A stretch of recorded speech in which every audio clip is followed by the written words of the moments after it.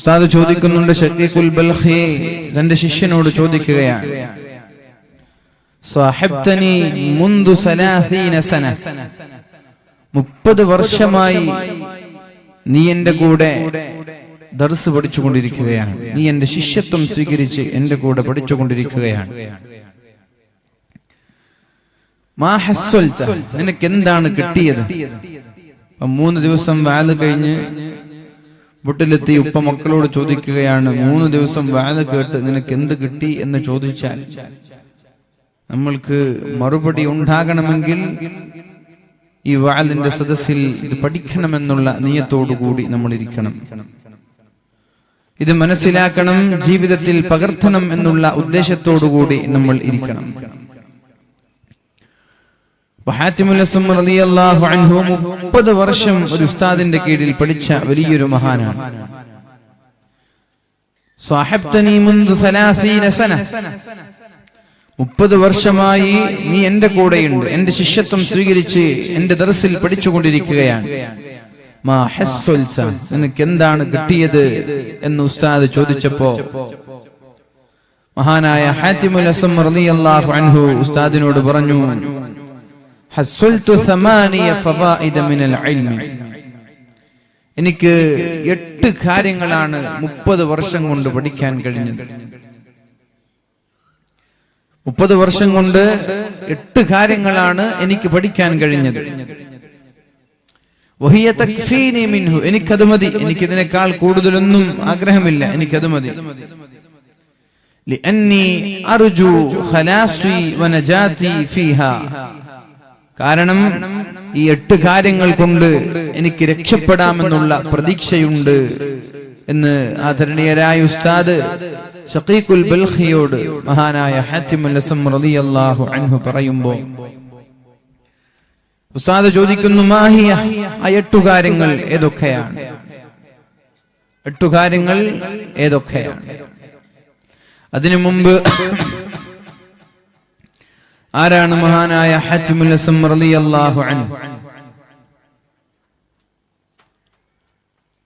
ഹജ്ജിന്റെ മാസം വന്നപ്പോ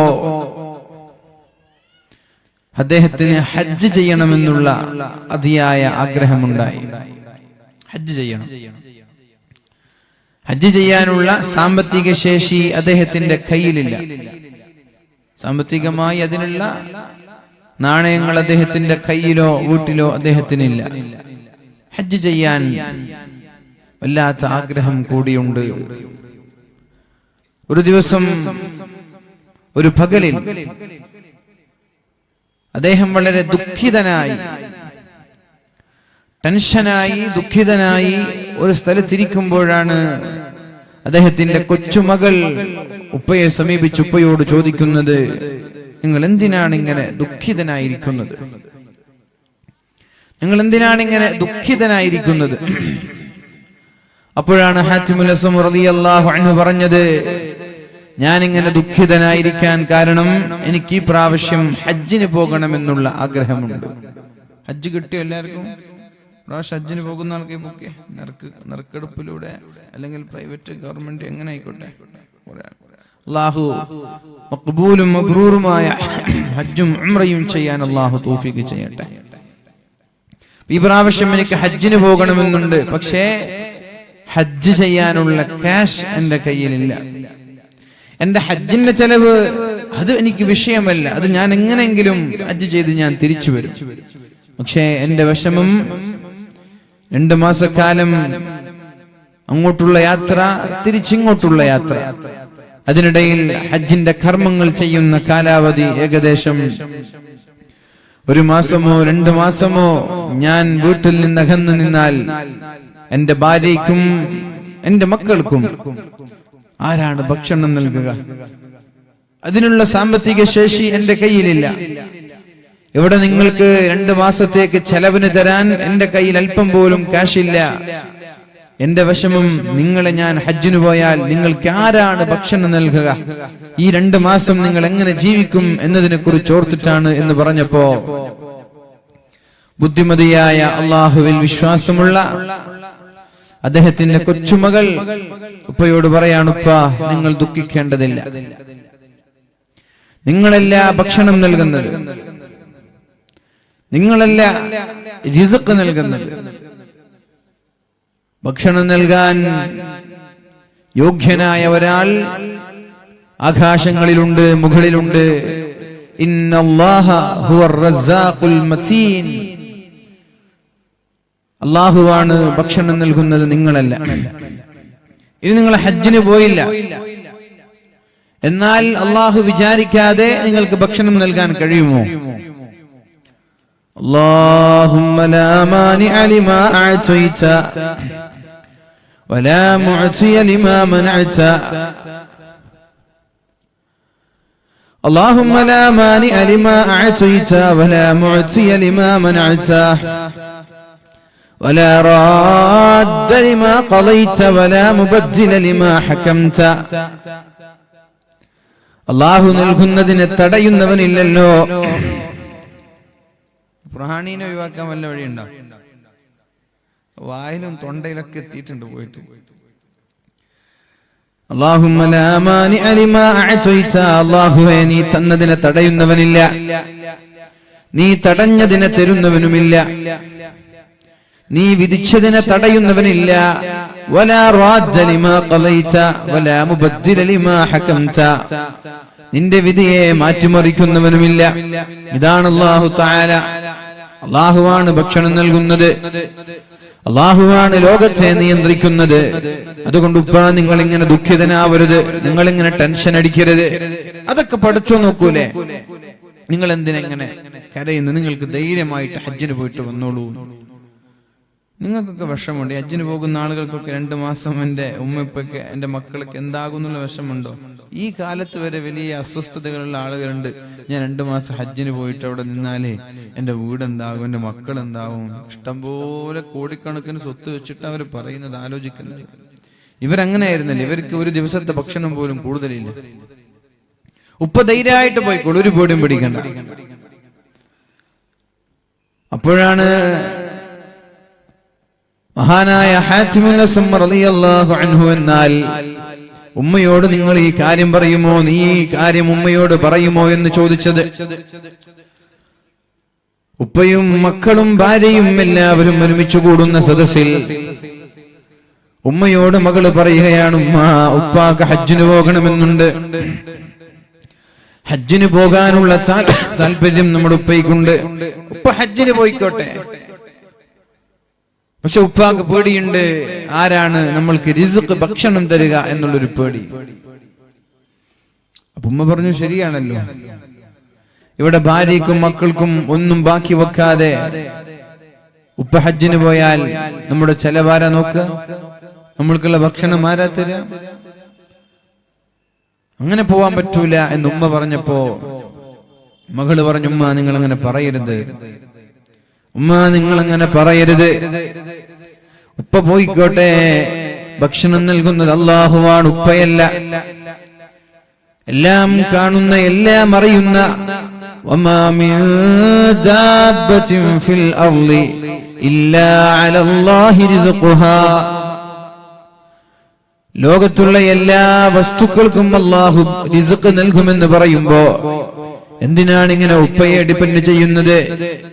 ഉപ്പ ഞങ്ങളുടെ കൂടെ ഉണ്ടെങ്കിൽ അല്ലാഹു ഭക്ഷണം വേണ്ട എന്ന് വിചാരിച്ചാൽ ഉപ്പയ്ക്ക് ഭക്ഷണം നൽകാൻ കഴിയുമോ എന്ന് കൊച്ചുമോൾ ഉമ്മയോട് ചോദിക്കുകയാണ്. അവസാനം നിർബന്ധിതയായി ഉമ്മയും മറ്റുള്ള മക്കളും സമ്മതിച്ചു.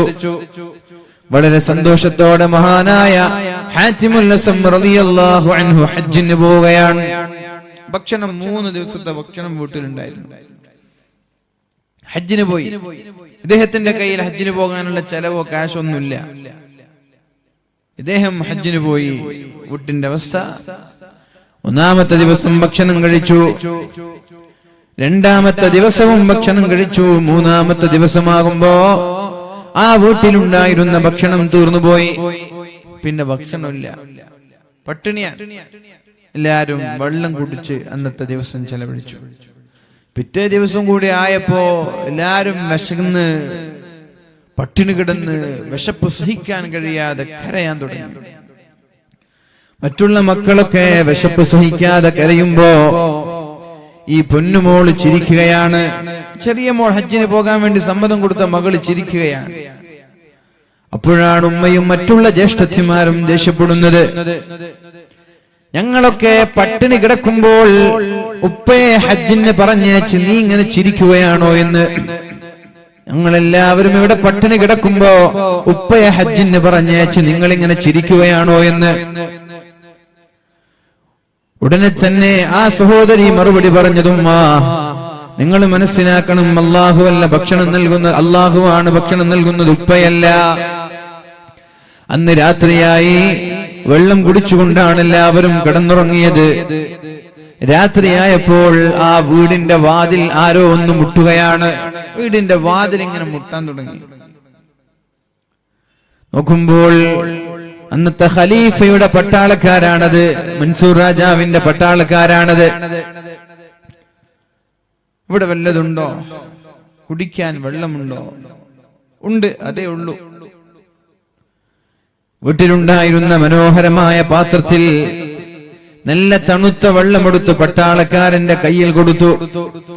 പട്ടാളക്കാരൻ രാജാവായ ഖലീഫയായ മൻസൂർ രാജാവിന്റെ കയ്യിലേക്കും കൊടുത്തു. അവര് വേട്ടയാടാൻ വന്നതാണ്.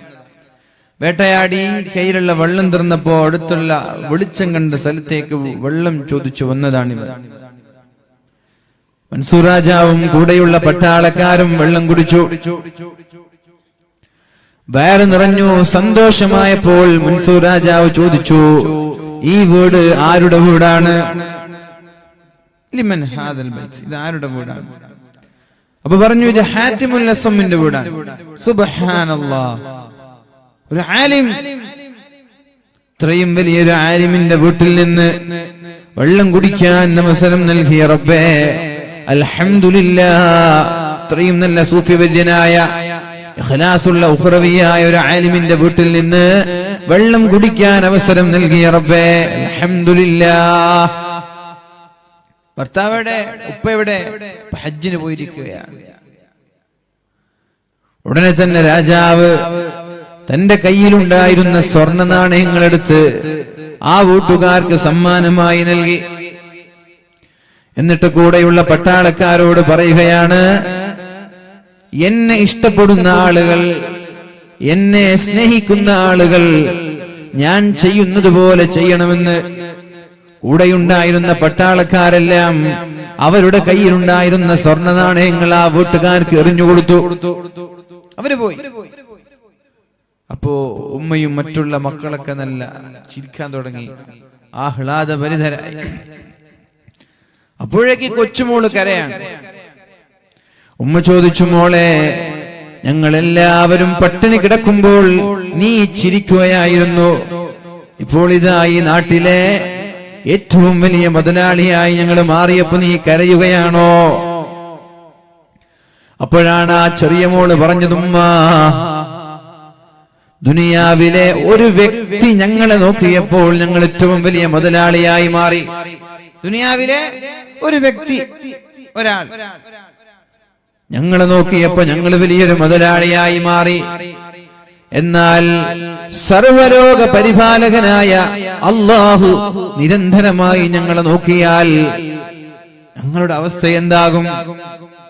ഞങ്ങൾക്ക് വല്ല വിഷമമോ വല്ല വേദനയോ വല്ല ദുഃഖമോ നമ്മൾക്കുണ്ടാകുമോ? ഉമ്മ, അല്ലാഹുവിന്റെ നിഅമത്തോർത്തിട്ടാണ് ഞാൻ കരയുന്നത് എന്ന് പൊന്നുമോൾ തന്റെ ഉമ്മയോടും തന്റെ ജ്യേഷ്ഠത്തിമാരോടും പറയുന്നുണ്ട്. നേരെ മറിച്ച് മഹാനായ ഹാത്തിമുൽ അസ്സം റളിയല്ലാഹു അൻഹു ഹജ്ജിന് പോയിക്കൊണ്ടിരിക്കുകയാണ്, യാത്ര ചെയ്തുകൊണ്ടിരിക്കുകയാണ്. ഒരു യാത്രാ സംഘത്തിന്റെ പിന്നാലെയാണ് ഹാത്തിമുൽ അസ്സം റളിയല്ലാഹു അൻഹു ഉള്ളത്. ഹാത്തിമുൽ അസ്സം റളിയല്ലാഹു അൻഹു ഹജ്ജിന് പോയിക്കൊണ്ടിരിക്കുകയാണ്. ഹജ്ജിന് പോകുന്ന ഒരു സംഘത്തിന്റെ പിന്നാലെയാണ് ഹജ്ജിന് പോകുന്നത്. ഇതൊക്കെ നോക്കണം, അള്ളാഹു ഓരോ കാര്യങ്ങൾ ഇങ്ങനെ നിയന്ത്രിക്കുന്നത് നമ്മൾ വളരെ വ്യക്തമായിട്ട് കാണുകയാണ്. അങ്ങനെ ഹജ്ജിന് പോയിക്കൊണ്ടിരിക്കുമ്പോ അവരുടെ ഒരു സംഘത്തിന്റെ പിന്നാലെയാ പോകുന്നത്. ഒറ്റയ്ക്ക് യാത്ര ചെയ്യൽ റിസ്ക് ആണ്. ആ സംഘത്തിലെ മുതിർന്ന ഒരാളെ എന്തോ ഒരു വസ്തു, വിഷമുള്ള വസ്തു കടിക്കുകയും അവരുടെ വിഷം ശരീരത്തിലേക്ക് കയറി ബോധം കെട്ട് വീഴുകയും ചെയ്ത ഒരു സാഹചര്യമുണ്ടായി. അവര് പല പച്ചമരുന്നുകളും കൂട്ടത്തിലുണ്ടായിരുന്ന വൈദ്യന്മാരെ കൊണ്ടൊക്കെ ചികിത്സിച്ചു നോക്കി.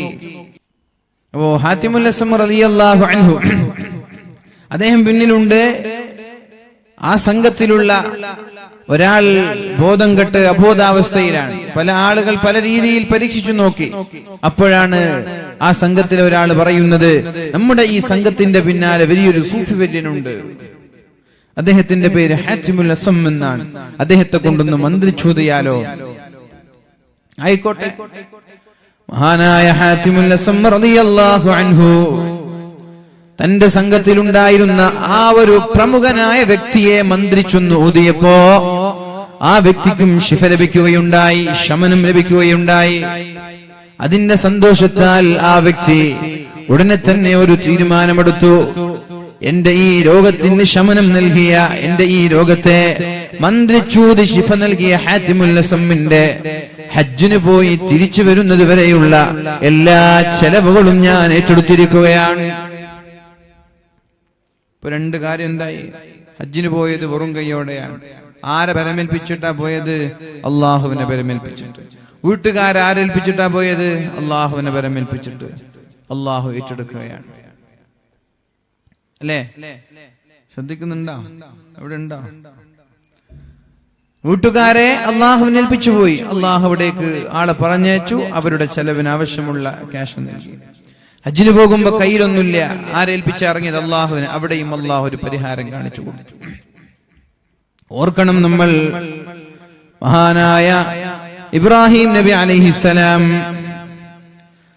വിജനമായ സ്ഥലത്ത് ആരാരുമില്ലാത്ത മക്കയുടെ പാറക്കെട്ടുകൾക്കിടയിലാണ് മഹദിയായ ഹാജർ ബീവിയെയും ഇസ്മായിൽ നബി അലൈഹിസ്സലാമിനെയും തനിച്ച് താമസിപ്പിച്ച് തിരിച്ചു വരുന്നത്. ആരുമില്ല, ഒരു പക്ഷിയില്ല, പറവയില്ല, പച്ചപ്പില്ല, ഒന്നുമില്ല. റബ്ബനാ ഇന്നി അസ്കൻതു മിൻ ദുർരിയതി ബിവാദിൻ ഗൈരി ദീ ദർഇൻ.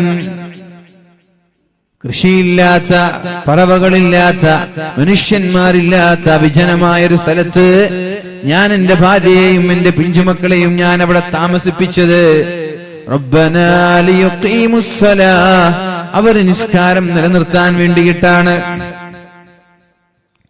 ഇസ്മായിലിനെയും അലൈഹിസ്സലാം ഹാജർ ബീവിയെയും വിജനമായ സ്ഥലത്ത് വെച്ചു. ഒന്നും മിണ്ടാതെ ഇബ്രാഹിം നബി തിരിച്ചു പോവാൻ. ഒരു വാക്ക് മിണ്ടിയില്ല എന്ന ചരിത്രത്തിൽ കാണുന്നത്. അപ്പൊ ഭാര്യ ചോദിക്കുന്നുണ്ട്, നിങ്ങൾ എങ്ങോട്ടായി പോകുന്നത്? എട്ടും പൊട്ടും തിരിയാത്ത മുലപ്പാല് കുടിക്കുന്ന പിഞ്ചു പൈതലിനെ ഭക്ഷണമില്ലാതെ വെള്ളമില്ലാതെ ഇവിടെ ഉപേക്ഷിച്ച് നിങ്ങൾ എങ്ങോട്ടാണ് പോകുന്നത് എന്ന് ചോദിച്ചപ്പോ മഹാനായ ഇബ്രാഹിം നബി അലൈഹിസ്സലാം ഒന്നും മിണ്ടുന്നില്ല, ഒന്നും മിണ്ടുന്നില്ല. 2 വട്ടം ചോദിച്ചു, 3 വട്ടം ചോദിച്ചു, മിണ്ടിയില്ല. അപ്പോഴാണ് ചോദിക്കുന്നത്, നിങ്ങൾ ആരെ ഏൽപ്പിച്ചിട്ടാണ് പോകുന്നത്? അള്ളാഹുവിന്റെ കൽപ്പനയാണോ ഈ വിജനമായ സ്ഥലത്ത് എന്നെയും എന്റെ മകനെയും ഉപേക്ഷിക്കാൻ അള്ളാഹുവിന്റെ കൽപ്പനയുണ്ടോ എന്ന് മഹദിയായ ഹാജർ ബീവി റളിയല്ലാഹു അൻഹ ചോദിച്ചപ്പോ മഹാനായ ഇബ്രാഹിം നബി അലൈഹിസ്സലാം തലയാട്ടുകയാണ്. അതെ, അള്ളാഹുവിന്റെ കൽപ്പനയുണ്ട് എന്ന സൂചിപ്പിക്കുന്ന രീതിയിൽ തലയാട്ടി. അപ്പോഴാണ് മഹദിയായ ഹാജർ ബീവി റളിയല്ലാഹു അൻഹ പറഞ്ഞത് ഹസ്ബുനല്ലാഹ്, ഞങ്ങൾക്ക് അല്ലാഹു മതി. അള്ളാഹുവിനെ ഏൽപ്പിച്ചാൽ പിന്നെ ഞങ്ങൾക്ക് പേടിയില്ല.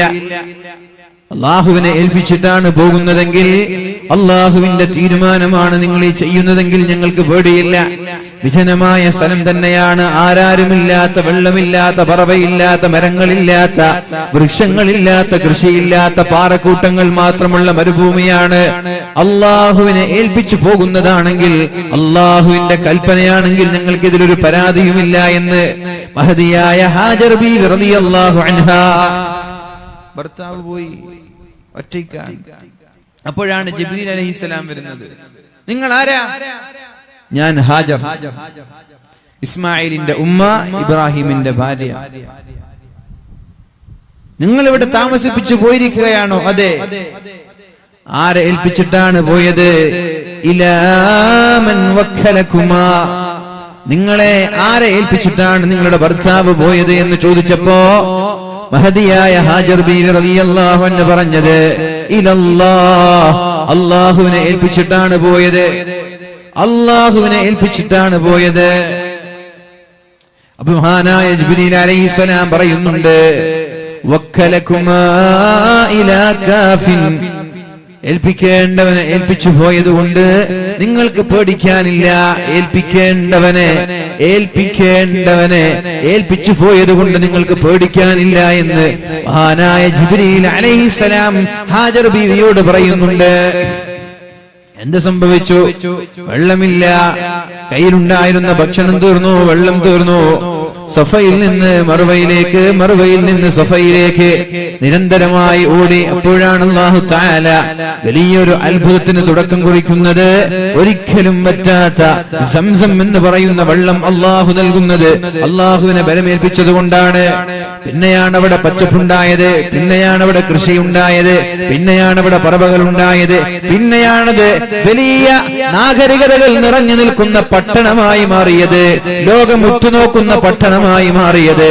അല്ലാഹുവിൽ ബലമേൽപ്പിച്ചുകൊണ്ട് തന്റെ ഭാര്യയെയും തന്റെ മകനെയും ഇബ്രാഹിം നബി അലൈഹിസ്സലാം അവിടെ താമസിപ്പിക്കുകയും അല്ലാഹുവിൽ വിശ്വസിച്ച് അടിയുറച്ച് വിശ്വസിച്ചുകൊണ്ട് രണ്ടുപേർ അവിടെ താമസിച്ചത് കൊണ്ടാണ്. അല്ലാഹുവിലുള്ള അചഞ്ചലമായ വിശ്വാസം നമ്മൾക്ക് എന്നും കരുത്താണ്. തോൽക്കാതെ നെഞ്ചുറപ്പോടെ പതറാത്ത പാദത്തോടെ വളരെ ഊർജ്ജസ്വലരായി മുന്നേറാൻ നമ്മൾക്കുള്ള കരുത്ത് അല്ലാഹുവിലുള്ള അചഞ്ചലമായ വിശ്വാസമാണ്. പരിശുദ്ധ റസൂലുള്ളാഹി സ്വല്ലല്ലാഹു അലൈഹി വസല്ലമ തങ്ങൾ പറയുന്നുണ്ട്, വീട്ടിൽ നിന്നിറങ്ങുമ്പോൾ ഒരാൾ ബിസ്മില്ലാഹി തവക്കൽതു അലല്ലാഹ് ലാ ഹൗല വലാ ഖുവത ഇല്ലാ ബില്ലാഹ്, അല്ലെങ്കിൽ ബിസ്മില്ലാഹി തുക്ലാനു ഇലല്ലാഹ്, അല്ലാഹുവിനെ ബലമേൽപ്പിച്ചിട്ടാണ് ഞാൻ പോകുന്നത് എന്ന അർത്ഥമുള്ള ബിസ്മില്ലാഹി തവക്കൽതു അലല്ലാഹ് എന്ന് പറഞ്ഞ് ഒരാൾ വീട്ടിൽ നിന്നിറങ്ങിയാൽ അയാളെ ശല്യം ചെയ്യാൻ വേണ്ടി ഇറങ്ങി വരുന്ന പിശാചുക്കളോട് മറ്റുള്ള പിശാചുക്കൾ പറയുമത്രേ, അദ്ദേഹത്തെ നീ അറ്റാക്ക് ചെയ്യാൻ, അദ്ദേഹത്തെ നീ വഴിപിഴപ്പിക്കാൻ വേണ്ടി പോവുകയാണോ? കുഫീത വവുഖീത, ഈ മനുഷ്യൻ അല്ലാഹുവിന്റെ സംരക്ഷണത്തിലാണ് എന്ന് മലക്ക് പറയുമെന്ന് പരിശുദ്ധ റസൂലുള്ളാഹ്. ബിസ്മില്ലാഹി തവക്കൽതു അലല്ലാഹ് എന്ന് പറഞ്ഞു വീട്ടിൽ നിന്നിറങ്ങുന്ന വ്യക്തിയോട് കുഫീത വവുഖീത, നീ അല്ലാഹുവിന്റെ സംരക്ഷണത്തിലാണെന്ന് അല്ലാഹുവിന്റെ മലക്കുകൾ പറയും. എന്നിട്ട് ഇയാളെ വഴിപിഴപ്പിക്കാൻ വേണ്ടി ഏതെങ്കിലും പിശാച് ഇറങ്ങി വന്നാൽ മറ്റുള്ള പിശാചുകൾ ചോദിക്കുമത്രേ, കൈഫ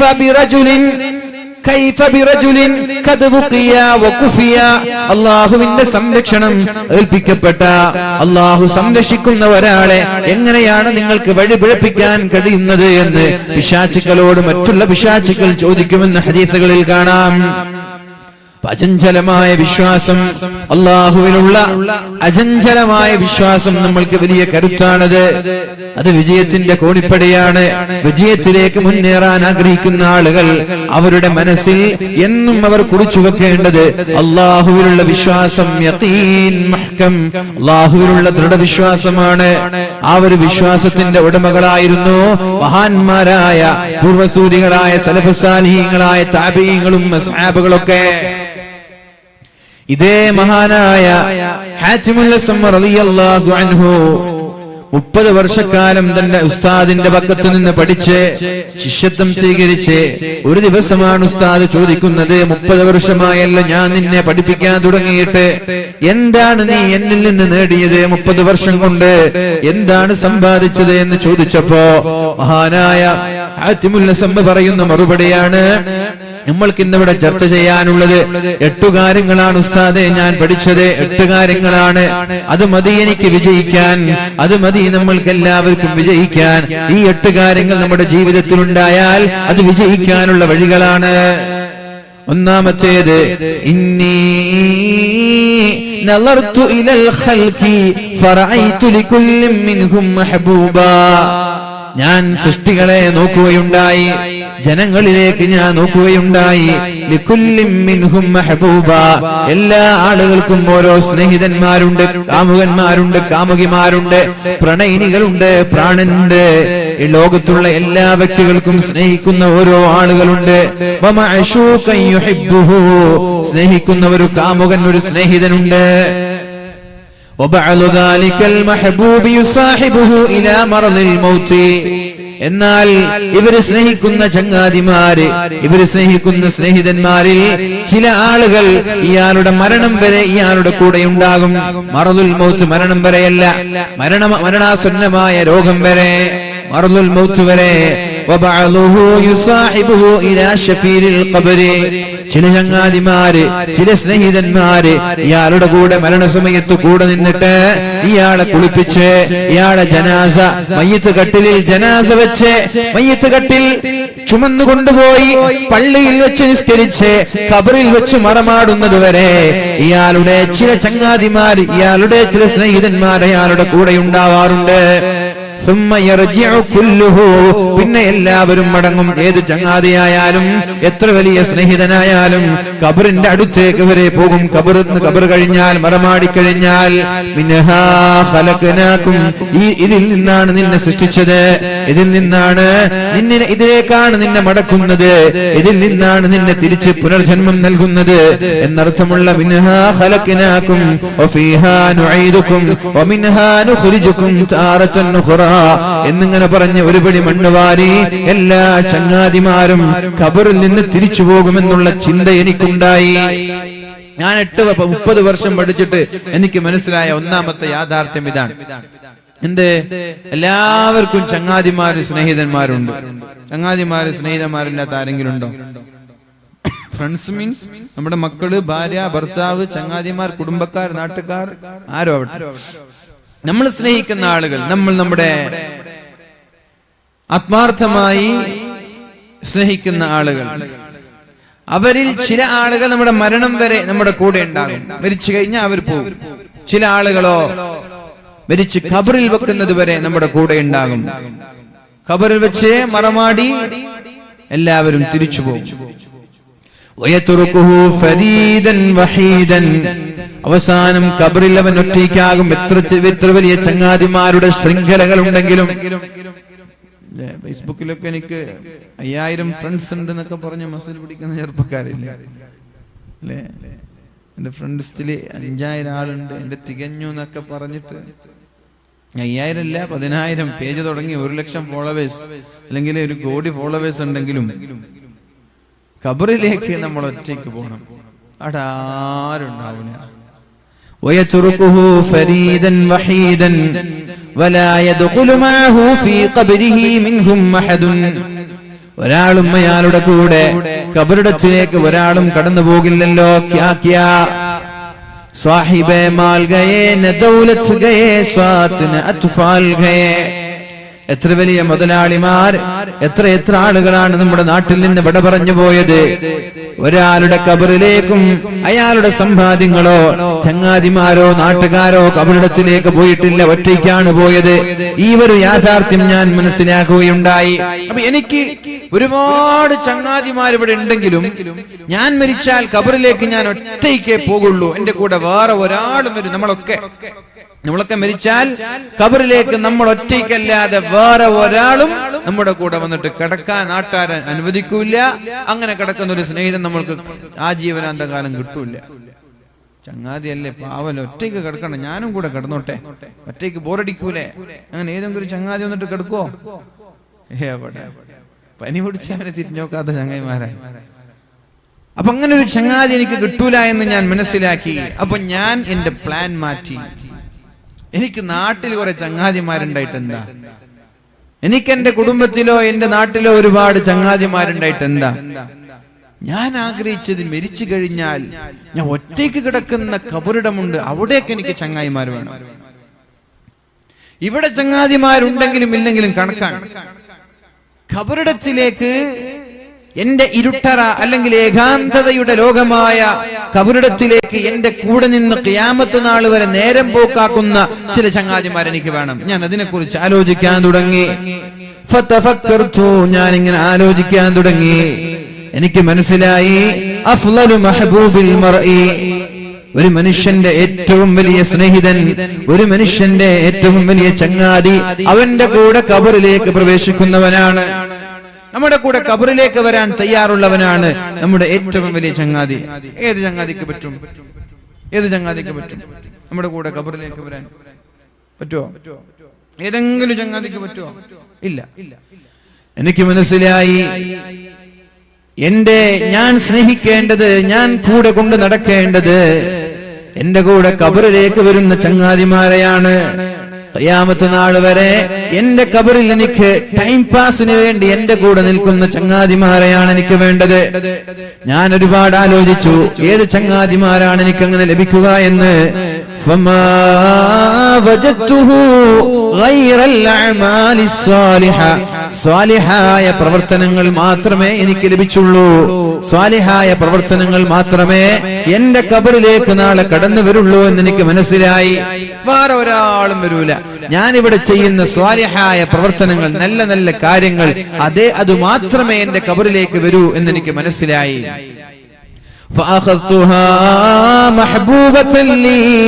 അപ്പോൾ അന്ന് മുതൽ ഞാൻ എന്റെ ചങ്ങാതിമാരാക്കിയത് സൽപ്രവർത്തനങ്ങളെയാണ്, നല്ല നല്ല പ്രവർത്തനങ്ങളെയാണ്, സ്വാലിഹായ അമലുകളെയാണ് ഞാൻ എന്റെ ചങ്ങാതിമാരാക്കിയത്. എന്തിനാണത്?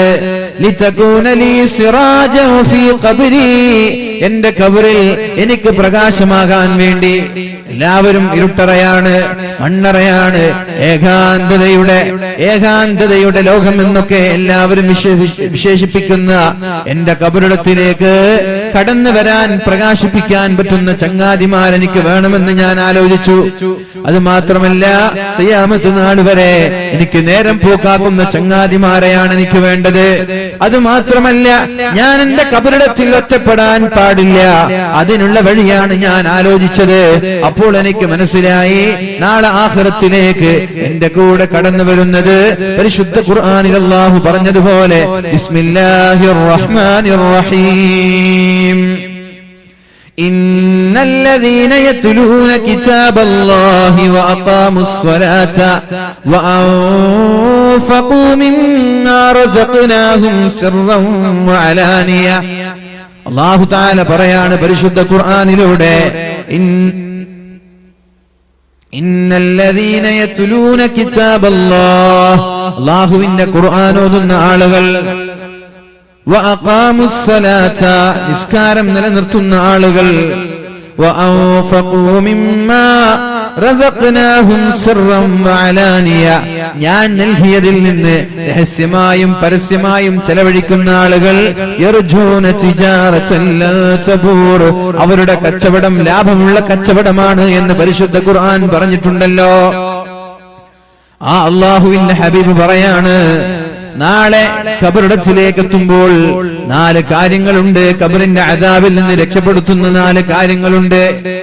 ഖബർ ഇരുട്ടറയാവാതിരിക്കാൻ, ഖബർ ഇടുങ്ങിയതാവാതിരിക്കാൻ, ഖബറിൽ നരകത്തിന്റെ കവാടങ്ങൾ തുറക്കപ്പെടാതിരിക്കാൻ, ഖബറിലേക്ക് പുഴുക്കളും തേളുകളും പാമ്പുകളും വരാതിരിക്കാൻ 4 കാര്യങ്ങൾ നിങ്ങൾ ചെയ്യണമെന്നാണ് അല്ലാഹുവിന്റെ ഹബീബായ മുഹമ്മദുർ റസൂലുള്ളാഹി സ്വല്ലല്ലാഹു അലൈഹി വസല്ലം. എന്തിനാണ് നമ്മൾ മരണത്തെ പേടിക്കുന്നത്? നമ്മൾ മരണത്തെ പേടിക്കാനുള്ള കാരണം എന്താ? നമ്മൾ ആലോചിച്ചിട്ട് പറഞ്ഞോളൂ. മരണത്തെ നമ്മൾ പേടിക്കാനുള്ള കാരണം എന്താ? പറഞ്ഞോളൂ, എന്താണ്? ഖബർ ഇരുട്ടറ അല്ലെ? അങ്ങനെ കേട്ട് ഖബർ എന്ന് പറഞ്ഞാൽ ഇരുട്ടറയായിട്ട് നമ്മൾ ഖബറിൽ മുൻകർ നക്കീറിന്റെ ചോദ്യം, അടി, ഇടി, പുഴുക്കള്, കണ്ണു തള്ളിപ്പോവല്, വേറെ പൊട്ടല് അല്ലെ, ഇടുങ്ങിയ ഖബർ, നരകത്തിന്റെ കവാടങ്ങൾ, തീജ്വാലകൾ, ഇതൊക്കെയാണ് നമ്മൾ കേട്ടത്. എന്നാൽ മറ്റു വേറൊരു ഖബറുണ്ട്, അത് നിങ്ങൾ കേട്ടിട്ടില്ല. അത് നമ്മൾ കേട്ടിട്ടും കേൾക്കാതെ പോലെ നടിക്കുകയാണ്. അത് കേട്ടിരുന്നെങ്കിൽ ഖബറിലേക്ക് പോകാൻ നമ്മൾ കൊതിക്കുമായിരുന്നു. നമ്മൾ ഇത് കേട്ടതുകൊണ്ട്, ഇത് നമ്മുടെ മനസ്സിൽ കുത്തിവെച്ചത് കൊണ്ടാണ് നമ്മളൊക്കെ മരണത്തെ പേടിക്കുന്നത്. വേറൊരു ഖബറുണ്ട്, ആ ഖബർ ഞാൻ നിങ്ങൾക്ക് പരിചയപ്പെടുത്താം. ആലോചിക്കണം, നമ്മളെല്ലാവരും രോഗികളായി ഇന്ന് മരിക്കാൻ വേണ്ടി കിടക്കുകയാണ്. നമ്മൾക്ക് മനസ്സിലായി ഇന്നത്തേത് എന്റെ അവസാനത്തെ ദിവസമാണ്, ഇന്ന് ഞാൻ മരിക്കുമെന്ന് നമ്മൾക്ക് തിരിച്ചറിഞ്ഞു, ഒരു തിരിച്ചറിവ് ലഭിച്ചു. ആ സമയത്ത് വല്ലാത്ത ദുഃഖമുണ്ടാകും. പഠിച്ചോനെ, എന്റെ ഭാര്യ കാണൂലല്ലോ, എന്റെ മക്കൾ ഇനി കാണൂലല്ലോ, എനിക്ക് ഈ മനോഹരമായ ശീതീകരിച്ച AC യുള്ള മുറിയിൽ നിന്ന് ഇനി മണ്ണിലാണല്ലോ ഞാൻ കിടക്കേണ്ടത്, ഇനി എന്റെ കൂടെ ചങ്ങാതിമാരില്ല, ഞാൻ എന്താ ചെയ്യാ? പേടിച്ചു പേടിച്ചു ഉറക്കുകയാണ്. അതിനു പകരം പുഞ്ചിരിയോടെ സന്തോഷത്തോടെ ഖബറിലേക്ക് പോകാനുള്ള വഴികൾ ഞാൻ പറഞ്ഞു തരാം. കൂടെ നിന്നാൽ മതി. ഇന്നല്ലദീന ഖാലൂ റബ്ബുനല്ലാഹ് ഇന്നല്ലദീന ഖാലൂ റബ്ബുനല്ലാഹ് ثم استقاموا تتنزل عليهم الملائكة ألا تخافوا ولا تحزنوا وأبشروا بالجنة. നമ്മുടെ സംഘാടകർ ബക്കറ്റുമായി വരും. ഒരു ഇസ്ലാമിക് സെന്റർ തുടങ്ങണല്ലേ, ബിൽഡിംഗ് കെട്ടാനല്ലേ, കെട്ടിക്കഴിഞ്ഞല്ലേ സഹചാരിയുടെ റിലീഫ് സെന്റർ എവിടെ കിട്ടുന്നു? സ്ഥലം വാങ്ങിച്ചിനോ? നോക്കുന്നുണ്ട്, സ്ഥലം നോക്കുന്നുണ്ട്. അപ്പൊ ഇൻഷാ അല്ലാഹ് നമ്മുടെ സംഘാടകര് പരിപാടി സംഘടിപ്പിച്ചത് ഈ ഒരു ഉദ്ദേശത്തോടെയാണ്. നമ്മുടെ SKSRF-ന്റെ സഹചാരി അതിന്റെ പ്രവർത്തനങ്ങൾ, മറ്റുള്ള പ്രവർത്തനങ്ങൾക്കൊക്കെ വേണ്ടി ഒരു ബിൽഡിംഗ് നിർമ്മാണം, അതിനുള്ള സ്ഥലമൊക്കെ നോക്കുന്നുണ്ട്. ഇൻഷാ അല്ലാഹ് ഇന്ന് പിരിവൊന്നുമില്ല. ഇന്ന് നിങ്ങൾ എന്ത് ചെയ്യുക, ബക്കറ്റിൽ നല്ലൊരു തുക എല്ലാവരും ഇട്ട് കൊടുക്കുക. 100-ൽ കുറയാതെ 100, 500, 1000 അതിന് മുകളിൽ 100-ന് മുകളിലുള്ള നല്ലൊരു തുക എല്ലാവരും ഇട്ട് കൊടുക്കുക. നാളെ ആദരണീയരായ നൗഷാദ് വാഖവി ഉസ്താദ് വരും. അതുപോലെ പിറ്റേ ദിവസം ആദരണീയരായ സിംസാർ ഹഖുദ് ഉസ്താദ് വരും. ഇപ്പോഴൊക്കെ നിങ്ങൾ എന്ത് ചെയ്യുക, അകമൊഴിഞ്ഞ് നമ്മുടെ ഈ സംഘാടകരുടെ ആഗ്രഹം പൂർത്തീകരിക്കുന്ന രീതിയിൽ ഈ പരിപാടി പരിസമാപ്തി കുറിക്കുമ്പോൾ ആ ബിൽഡിങ്ങിനുള്ള തുകകൾ സംഭരിക്കാൻ നമ്മൾക്ക് കഴിയണം. അള്ളാഹു തൗഫീഖ് ചെയ്യട്ടെ. ആണുങ്ങളും പെണ്ണുങ്ങളൊക്കെ വളരെ മാന്യമായി, നല്ലൊരു മാന്യമായ രീതിയിൽ സഹകരിക്കണമെന്ന് ഞാൻ സാന്ദർഭികമായി ഉണർത്തുകയാണ്. അപ്പൊ ഞാൻ പറഞ്ഞു വരുന്നത്, നമ്മളൊക്കെ മരണത്തെ പേടിക്കുന്നത് ഖബറിൽ പോയാൽ അവിടെ ഇരുട്ടറയാണല്ലോ, ഖബർ ഇടുങ്ങിയതാണല്ലോ, ഖബറിൽ മുൻകർ നകീറിന്റെ ചോദ്യങ്ങളുണ്ട്, നരകത്തിന്റെ അദാബുണ്ട്, പുഴുക്കളുണ്ട് എന്നൊക്കെ പേടിച്ചിട്ടാണ്. എന്നാൽ ഇതൊന്നുമല്ല, ഖബറിന്റെ മറ്റൊരവസ്ഥയുണ്ട്. ആ ഖബറിനെയാണ് ഞാൻ നിങ്ങൾക്ക് പരിചയപ്പെടുത്താൻ പോകുന്നത്.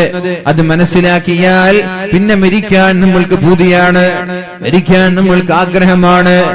ഇന്നല്ലദീന ഖാലൂ റബ്ബുനല്ലാഹ്, എന്റെ റബ്ബ് അല്ലാഹു ആണ് എന്ന് പറഞ്ഞാൽ, പിന്നെ എന്റെ റബ്ബ് അല്ലാഹു ആണ് എന്ന് പറഞ്ഞാൽ എന്താ? മുസ്ലിമായ, അഥവാ ലാ ഇലാഹ ഇല്ലല്ലാഹ്, അല്ലാഹു അല്ലാതെ മറ്റൊരു ദൈവമില്ല എന്ന് വിശ്വസിച്ചാൽ, നമ്മളൊക്കെ ഉമ്മ മുസ്ലിമാണ്, ഉപ്പ മുസ്ലിമാണ്, അങ്ങനെ നമ്മൾ മുസ്ലിമീങ്ങളായി, അല്ലാഹുവിനെ കൊണ്ട് വിശ്വസിക്കുന്ന ആളുകളായി. ഇന്നല്ലദീന ഖാലൂ റബ്ബുനല്ലാഹ്, എന്റെ റബ്ബ് അല്ലാഹു ആണ് എന്ന് പറഞ്ഞാൽ, അഥവാ മുസ്ലിമായ ഒരാൾ മുസ്ലിമായാൽ മാത്രം പോരാ. തുമ്മസ്തഖാമൂ, പിന്നെ അല്ലാഹു പറയാൻ, അല്ലാഹു ചെയ്യാൻ പറഞ്ഞതേ അവർ ചെയ്യാൻ പാടുള്ളൂ, ചെയ്യല്ല എന്ന് പറഞ്ഞത് ചെയ്യാൻ പാടില്ല. നിങ്ങൾ എവിടെ ഉണ്ടോ? ബക്കറ്റൊക്കെ ഇട്ടിട്ട് വേഗം ഇങ്ങോട്ട് ശ്രദ്ധിക്കും. നമ്മൾക്ക് ഖബർ എന്ന് കേൾക്കുമ്പോൾ ഇനി പേടിക്കാൻ പാടില്ല. ഖബറിലേക്ക് പോകാൻ ഒരു ആഗ്രഹം നമ്മുടെ മനസ്സിലുണ്ടാവും. പേടിക്കാനുള്ള കാരണം ഞാൻ പറഞ്ഞു. ആ കാരണങ്ങൾ ഇല്ലെങ്കിൽ ഇനി പേടിക്കണ്ടല്ലോ. മദ്രസയിലേക്ക് പോകാൻ കുട്ടികൾക്ക് പേടി എന്തുകൊണ്ടാണ്? ഉസ്താദുമാരെ അടിക്കൂന്ന് പറഞ്ഞിട്ടാ പേടി. അത് ഇന്നലെ പോയിട്ടില്ല, അപ്പൊ ഇന്ന് കുട്ടി എന്തായാലും കരയും, ഉസ്താദ് എന്തായാലും അടിക്കും. അല്ലെങ്കിൽ 6:30 എത്തേണ്ടത് 6:45 ഉമ്മ ഉറക്കം നണിച്ച് നോക്കുമ്പോ 6:45. ഞാൻ പോവില്ല. എന്റെ ഇന്ന് മാത്രം ഒരു പേടി, ഉസ്താദ് അടിക്കുമോ ചീത്ത പറയുമോ എന്ന പേടി. സ്കൂളിലും അതേപോലെ. അപ്പൊ ഉമ്മ ഉസ്താദ് അടിക്കൂല, ഞാൻ വിളിച്ചു പറയാം അല്ലേ, ഞാൻ വിളിച്ചു പറയാം. അങ്ങനെ ഉമ്മ കുട്ടിയുടെ മുമ്പിൽ തന്നെ വിളിച്ചു, ഉസ്താദെ കുട്ടി കുറച്ച് വൈകിപ്പോയി, നിങ്ങൾ അങ്ങനെ അഡ്ജസ്റ്റ് ചെയ്യണമെന്ന്. കുട്ടിക്ക് ധൈര്യമായി. കുട്ടി ധൈര്യമായിട്ട് അവിടെ പോയി, മദ്രസയിൽ പോയി, അടിച്ചില്ല. പേടി പോയി. എന്താ പേടി പോയത്? അവിടെ പ്രശ്നമില്ല എന്ന് മനസ്സിലായി. അതേപോലെ ഖബറിനെ കുറിച്ച് നമ്മൾക്ക് പേടിയാണ്. അവിടെ ഖബർ മണ്ണറ, ഇരുട്ടറ, ഇടുങ്ങിയത്, അതൊന്നുമില്ല. പിന്നെന്തിനാ പേടിക്കുന്നു? ധൈര്യമായിട്ട് പോയിക്കൂടെ? അല്ലാഹു തൗഫീഖ് ചെയ്യട്ടെ. നിങ്ങൾ ഇവിടെ ഇല്ലേ? ബാക്കിയുള്ള ആളുകൾക്ക് ഇവിടെ ഉണ്ടോ? അല്ലാഹു തൗഫീഖ് ചെയ്യട്ടെ. അല്ലാഹു പറയാണ്, ബിസ്മില്ലാഹിർ റഹ്മാനിർ റഹീം, ഇന്നല്ലദീന ഖാലൂ റബ്ബുനല്ലാഹ് സുമ്മ ഇസ്തഖാമൂ تتنزل عليهم الملائكة ألا تخافوا ولا تحزنوا وأبشروا بالجنة. അള്ളാഹുവിൽ വിശ്വസിച്ച ഒരാൾ അതുകൊണ്ട് രക്ഷപ്പെടൂല. പിന്നെ അള്ളാഹു പറഞ്ഞതേ ചെയ്യാൻ പാടുള്ളൂ, അള്ളാഹു ചെയ്യല്ല എന്ന് പറഞ്ഞത് ചെയ്യാൻ പാടില്ല. അതങ്ങനെ അള്ളാഹു ചെയ്യാൻ പറഞ്ഞത് ചെയ്യണം, ചെയ്യല്ല എന്ന് പറഞ്ഞത് ചെയ്യാനും പാടില്ല. നമ്മൾക്കറിയാം തെറ്റേത് ശരിയേത് എന്ന് തിരിച്ചറിയാനുള്ള വകതിരിവ് എല്ലാവർക്കും ഉണ്ട്, ഇല്ലേ? ഒരു 10 വയസ്സ് കഴിഞ്ഞ കുട്ടികൾക്ക് ഏതായാലും തെറ്റും ശരിയും തിരിച്ചറിയാൻ പറ്റും. കള്ളുകുടി അത് ഉമ്മ ഉപ്പ പറഞ്ഞു കൊടുത്തില്ലെങ്കിലും അത് തെറ്റാണ് എന്ന് കുട്ടിക്ക് മനസ്സിലാവും. വ്യഭിചാരം, കക്കൽ, കളവ് പറയൽ, മോഷ്ടിക്കൽ, നുണ പറയൽ, ഇതൊക്കെ നമ്മളൊരു വാലിന്റെയോ ഒരു ക്ലാസിന്റെയോ ആവശ്യമില്ലാതെ അത് മനുഷ്യർക്ക് ജന്മനാ തിരിച്ചറിയുന്ന ഒരു കഴിവ് അല്ലാഹു കൊടുത്തിട്ടുണ്ട്. തെറ്റേത് ശരിയേത്. അപ്പൊ തെറ്റാണെന്ന് തോന്നുന്നതിൽ നിന്ന് മാറി നിന്ന് നന്മ മാത്രം ചെയ്ത് ജീവിക്കുക, ഇതാണ് നാളെ ആഖിറം ഈ പറയുന്ന രീതിയിലാക്കാനുള്ള വഴി.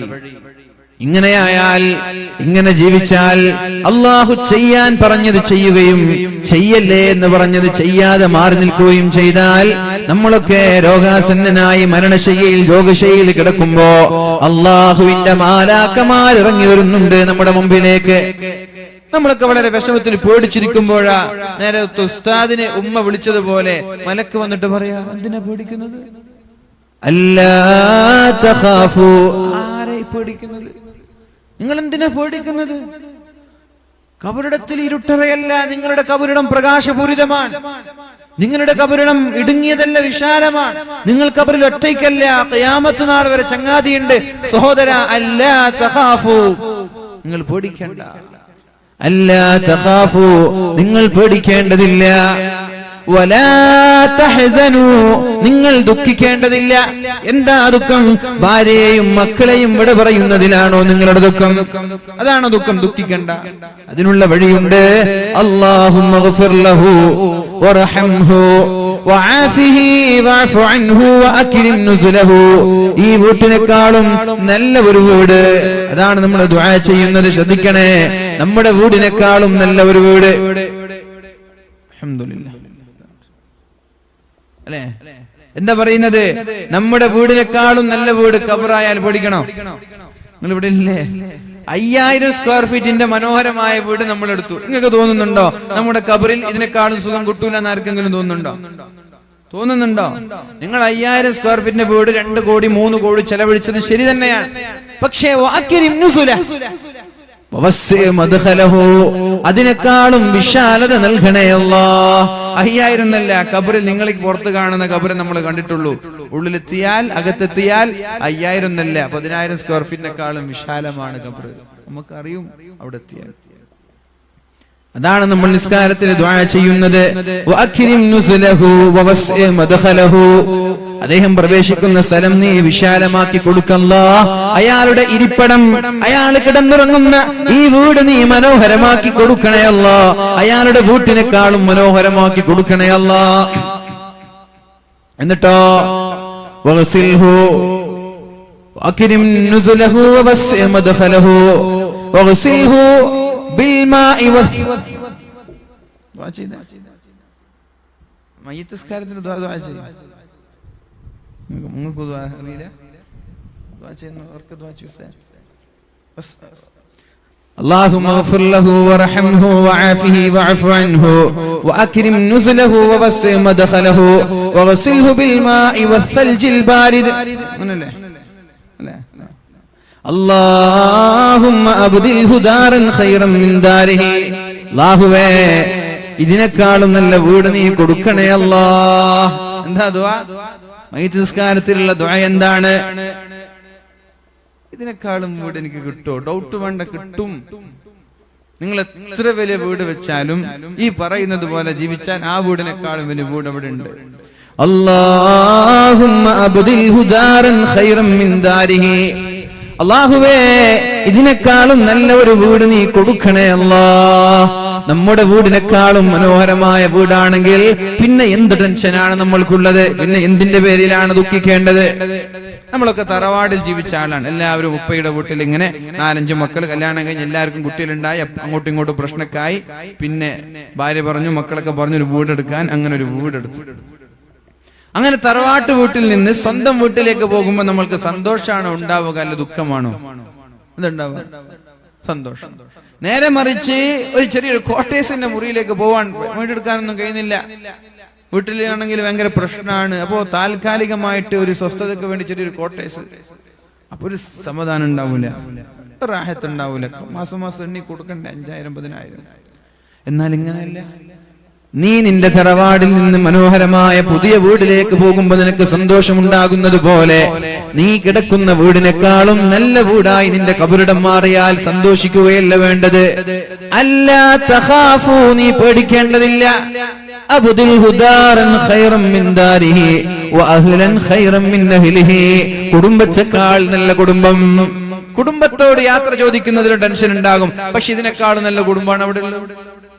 അല്ലാഹു നൽകട്ടെ, അല്ലാഹു നമ്മൾക്കൊക്കെ നൽകട്ടെ. ഇവിടുത്തെ കുടുംബം എന്ന് പറഞ്ഞാൽ ആരാണ് ഇവിടുത്തെ കുടുംബം? കല്യാണത്തിന് പോയില്ലെങ്കിൽ പ്രശ്നമാണ്, പോയതൊന്ന് വൈകിയാലും പ്രശ്നമാണ്, ക്ഷണിച്ചാലും പ്രശ്നമാണ്, ക്ഷണിച്ചില്ലെങ്കിലും പ്രശ്നമാണ്. ഒന്ന് കണ്ടിട്ട് മൈൻഡ് ചെയ്തില്ലെങ്കിൽ, പോയി ഭക്ഷണം കഴിച്ചില്ലെങ്കിൽ, ചെറിയ ചെറിയ മൈന്യൂട്ട് പ്രശ്നങ്ങൾ കാണുമ്പോ അതിന്റെ പേരിൽ പ്രശ്നങ്ങൾ ഉണ്ടാക്കുന്ന നമ്മുടെ കുടുംബക്കാർ. ഈ കുടുംബത്തെക്കാളും നല്ല കുടുംബം അവിടെ നൽകണമെന്ന് പറയുമ്പോ ആ കുടുംബക്കാര് നമ്മെ ദുഃഖിപ്പിക്കുകയില്ല, എന്നും സന്തോഷം മാത്രമാണ് ആ കുടുംബക്കാര് നൽകുക. നമ്മൾക്ക് ടെൻഷൻ നൽകൂല, നമ്മളെ വിഷമിപ്പിക്കൂല, നമ്മെ പ്രയാസപ്പെടുത്താത്ത കുടുംബം അവിടെ നൽകണേ അല്ലാഹ്. അപ്പൊ സന്തോഷിക്കല്ലേ വേണ്ടത്? ഇവിടുത്തെ കുടുംബത്തെക്കാളും നല്ല കുടുംബം അവിടെ കിട്ടിയാല് സന്തോഷിക്കല്ലേ വേണ്ടത്? അല്ലാഹുവേ, ഇയാളുടെ ഭാര്യയേക്കാൾ നല്ല ഭാര്യ കൊടുക്കണേ അല്ലാഹ്. സന്തോഷല്ലേ? പടച്ചോനെ, ഈ പെണ്ണിന് സഹിക്കാൻ തുടങ്ങിയിട്ട് എത്ര കാലായി. ഇത് പരാതിയും പ്രശ്നവും ചൊടിയും പണക്കവും അല്ലാതെ ഞാൻ കണ്ടിട്ടില്ല. അപ്പോഴാണ് ദുആ ചെയ്യുന്നത്, വസൗജൻ ഖൈറൻ മിൻ സൗജിഹി, ഈ ഭാര്യയെക്കാളും നല്ല ഭാര്യയെ നീ നൽകണേ അല്ലാഹ്. ആ ഭാര്യ പ്രശ്നങ്ങൾ ഉണ്ടാക്കൂല, വെറുപ്പിക്കൂല, ചൊടിപ്പിക്കൂല, പിണക്കൂല. ഇതിനേക്കാളും നല്ല ഭാര്യ. പിന്നെന്തിനാ ടെൻഷൻ? ഇതിനേക്കാളും നല്ല ഭർത്താവ്, ഭർത്താവിനേക്കാളും നല്ല ഭർത്താവിന് നൽകണേ അല്ലാഹ്. ഈ ഭർത്താവാണെങ്കിൽ ചായയുടെ പഞ്ചസാര കുറഞ്ഞതിന്റെ പേരിലാണ് ഇന്നലെ ചീത്ത പറഞ്ഞത്, ഇന്നത്തെ പാത്രങ്ങളൊക്കെ വലിച്ചെറിഞ്ഞത്, അയൺ ചെയ്യാത്തതിന്റെ പേരിലാണ് ഒരാഴ്ചക്കാലം പിണങ്ങി നിന്നത്, അലക്കിയിട്ട് വസ്ത്രത്തിൽ നിന്ന് ചെറിയൊരു കറ ബാക്കിയായതിന്റെ പേരിൽ അടിച്ചിട്ടുണ്ട്, വസ്ത്രം വലിച്ചെറിഞ്ഞിട്ടുണ്ട്. എന്നാൽ ഇതിനേക്കാളും നല്ലൊരു ഭർത്താവിന് നൽകണേ അല്ലാഹ്. ഇതിനേക്കാളും നല്ല ഭർത്താവ് നമ്മൾക്ക് ഖബറിൽ കിട്ടും. പേടിക്കണോ? ടെൻഷൻ വേണോ? ദുഃഖം വേണോ? സന്തോഷല്ലേ? ഇനി പിന്നെ മക്കളാണ്.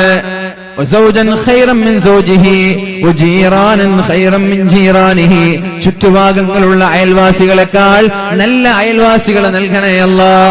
മക്കളെക്കാൾ നല്ല മക്കളെ നൽകണേ അല്ലാഹ്.